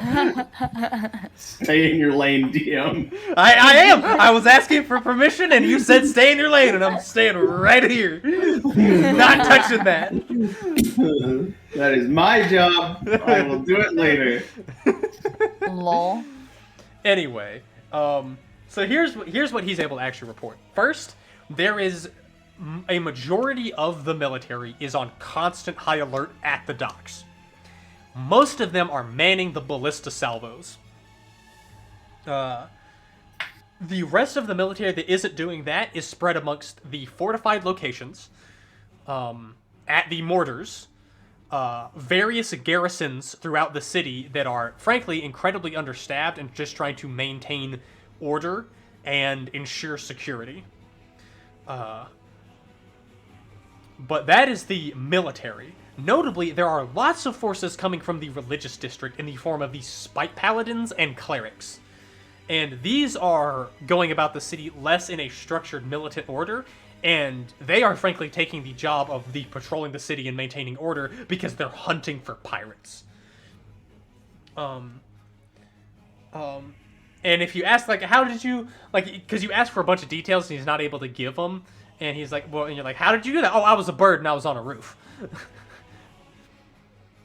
Because he wasn't able to get anywhere near close enough to these things to actually, you know, be able to be himself and not be noticed. So he was a bird, and, you know, birds are, he got what he could as a little bird. Notably, would he get this with those checks? Have him give me an insight check. Yeah. No, but can I use guidance? I mean, does that person have guidance? Yeah. Then yeah, they can cast guidance on themselves. It's a cantrip. Okay. That's what I meant by touch myself. There you go. Ooh, roll that d4. Yeah. D4. Wow! Seriously, I am cursed with rolls today. What the fuck? I want to roll my metal dice.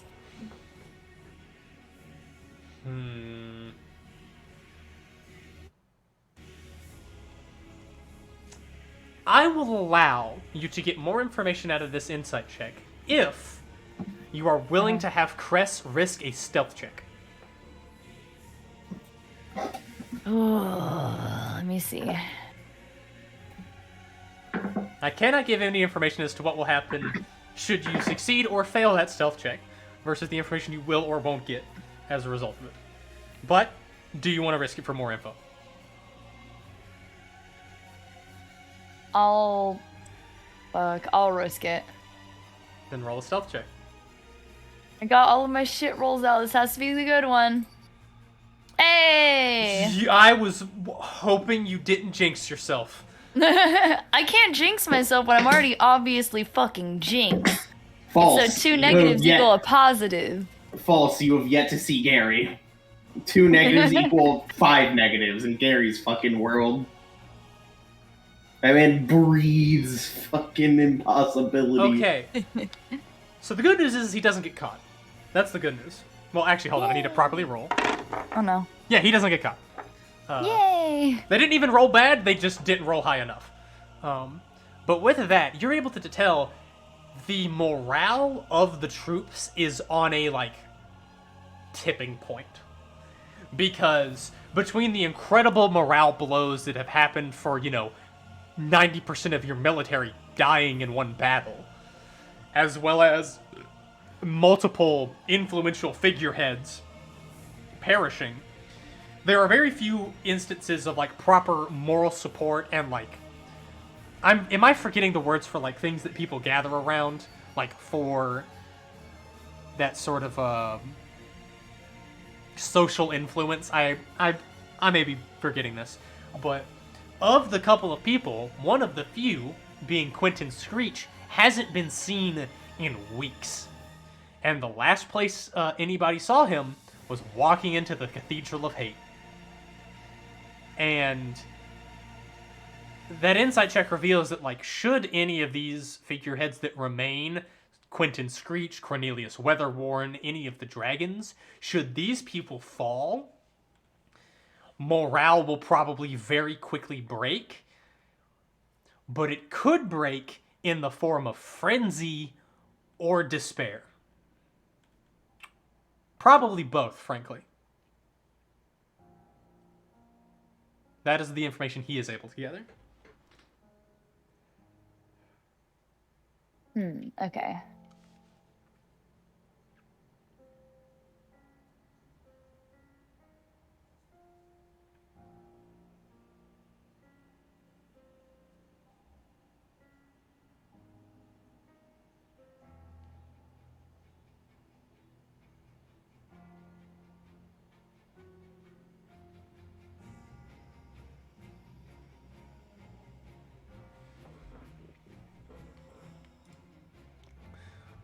So with that,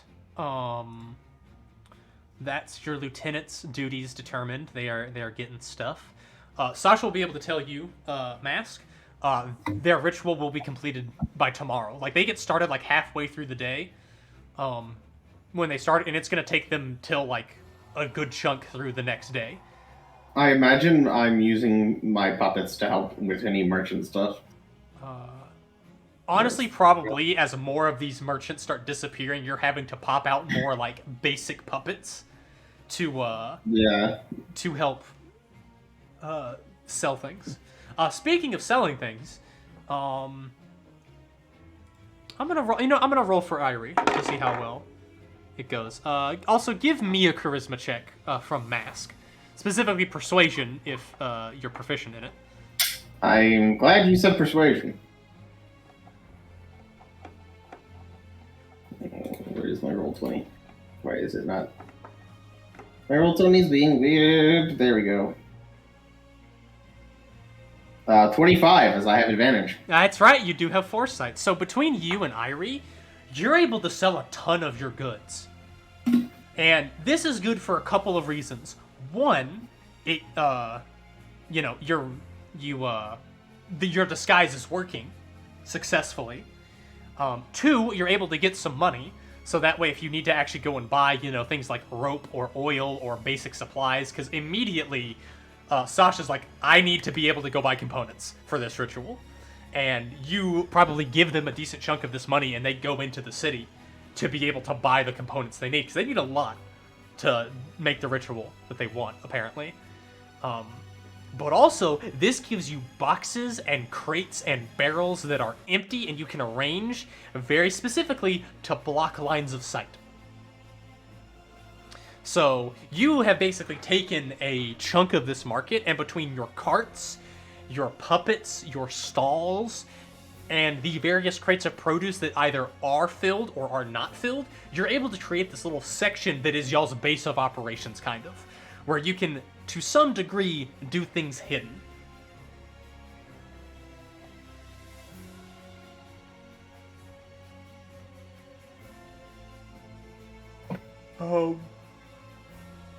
Are there any final things that you two, Rowena and Mask, want to do before this day ends, and y'all will need to sleep? We need to decide who we're going for. I have an idea. If we figure out through Sasha where it is, right? Mm-hmm. We won't have to go through this plan.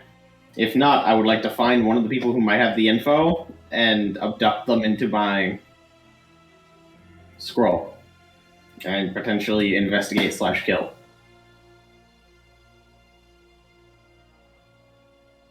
Let me actually look at something here. For that, we need to find a person.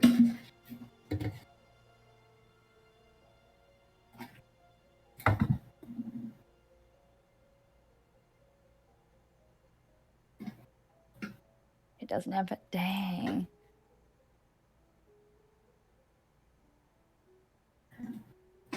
I was gonna say, yeah, that sucks, because Umberlon had Gaius.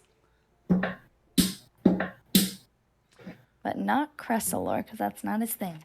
Well, he is a druid, and ritual preparation of spells is a thing.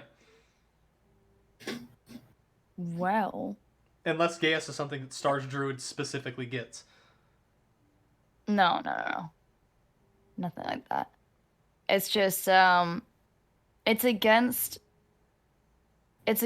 Cresselor's personality to use something like that. But this is orders from his captain. Yeah. So Does Rowena think Gaius would, or Gaius, I don't know. Yeah. Gay His gay ass. ass. Do we think Give his me gay some ass of will that help? gay ass. I mean, technically, Chris is gay, so. Boop. If it's an order, he needs to follow it. And right now, his personality doesn't matter if we're all about to die. It's just, does Rowena think that this... Is it a violation of, like, their creed, or just personality-wise they don't really do this much? Like, they do not believe that they believe in freedom, like, for everyone. They do not believe in hindering that freedom. Well, these are filthy fucking naval officers who have killed your men, imprisoned them, executed them, and prevent you from living your own free lives. That would do it. Okay, so let me see. Exactly. So fuck them. Put that there. So to say, yeah, we are in literally the middle of the enemy territory. Against normal people, against their friends, I can absolutely understand why Crest wouldn't really care. But this is an order from their captain, and this is the enemy.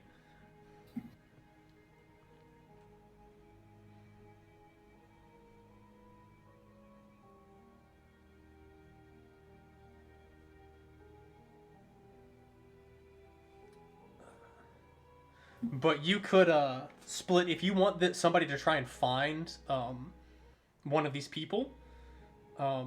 You could send your thief out to scout. If I wanted to what? You could send your thief out like into the night. Like when next you come back tomorrow, tell me where one of these people is so we can go and capture them, if you wanted.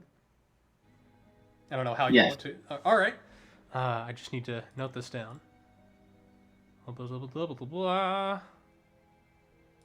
Okay, he has Gaius. Wait, no, they're finding strategic buildings. Who could be? Well, I guess you could have your druid go searching around. Or perhaps one of these other people. Yeah, because the thief is finding buildings. They're busy with that. So Cress could be sent to do that, or one of the Grim Accord if you want to trust them.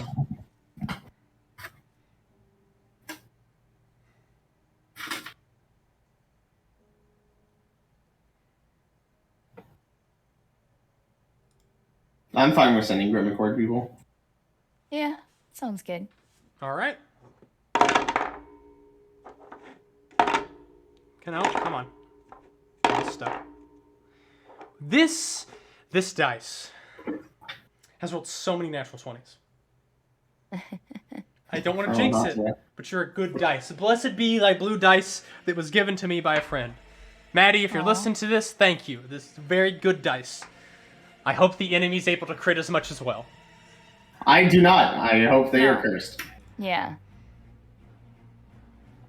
Then again, I did my job today. I've like success. If I fail for the rest of the day, I did my job. I got us in. All right. With that, okay, we've been going for about 3.5 hours. I know both of you weren't thinking on like going all fucking night long. Do y'all want to keep playing? How much more do you keep playing? I just want to know because this is a good stopping point. But I could also do like one more like big scene of something that I know that's gonna happen, and deal with a couple of y'all's things, and we could end on that. I just want to know what's best for y'all because I know Split, you have work tomorrow, don't you? Yes, and it is 9 o'clock. Yeah. So, do y'all want to keep playing, and do you want to play more? How long do you think this will take? Well, I would like to do a little description and then end right here, so we can sort of pick back up with that. I'm fine with that.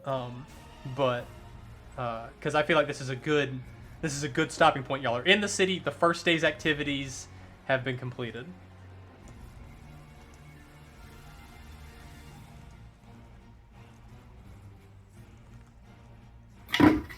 I'm good with that. All right, then I'm gonna hit. This music is appropriate. for this introduction. Then we go to the dawn of the second day. Now, because this is the mercantile district, y'all have to be up super early, or at least some of you do. And I'm gonna say both Rowena and Mask are up for this because there is the normal hustle and bustle that you would expect from this city. But then all of a sudden, a slight commotion starts to be caused. And it's not like, oh, people screaming in terror, fleeing, fire, explosions, nothing like that. It's whispers. It's people hurrying along the street quickly out of fear. It is unease and unrest, even for different reasons than there normally is in the city, considering it's, under siege right now. As what you see walking through the front gate of the city is this, and then walking down the main street, is this massive hound. What looks to be a cross between a Great Dane and a Doberman, with this just midnight black fur that is so impossibly sleek and shiny. This massive hound with these bright green eyes is incredibly well muscled, lean meat.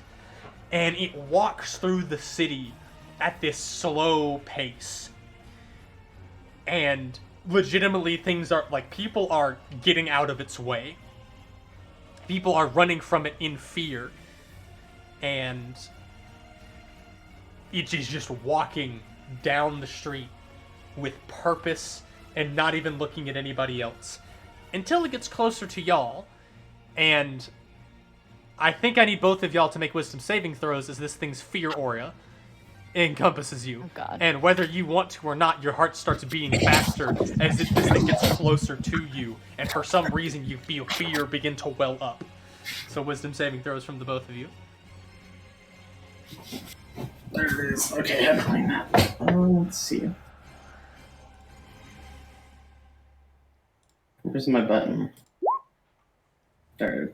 Oh my god. Stream get to saw a little something. Neither of those pass.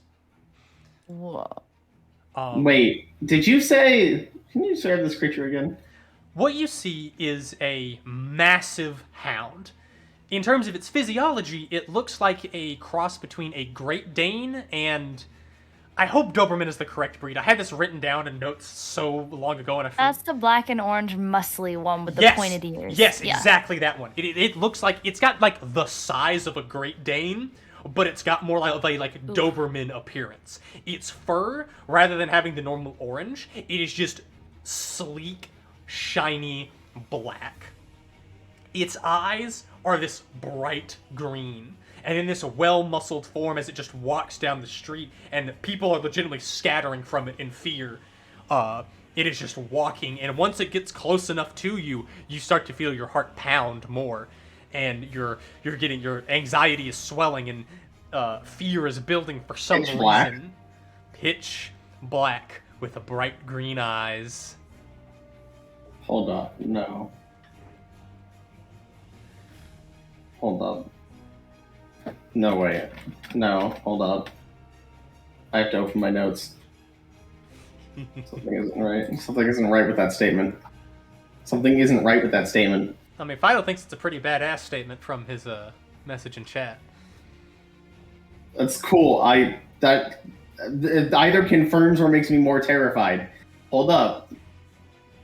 I've heard that description before, not of the dog with the fucking pitch black and green eyes, motherfucker.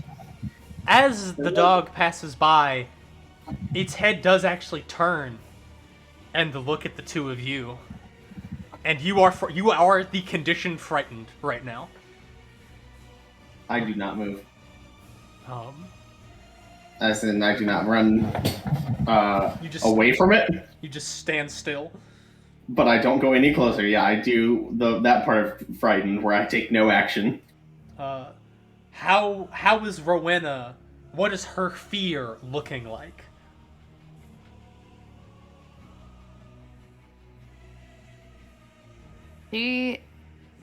She's trembling and just staring at it like her fight or flight is triggering hard. But she's like preparing herself in case she needs to like fight it. What is this? But like she's freaking out internally. I'd like to make a check. What is this check you would like to make? Can I tell if this creature is angelic or if this is something else?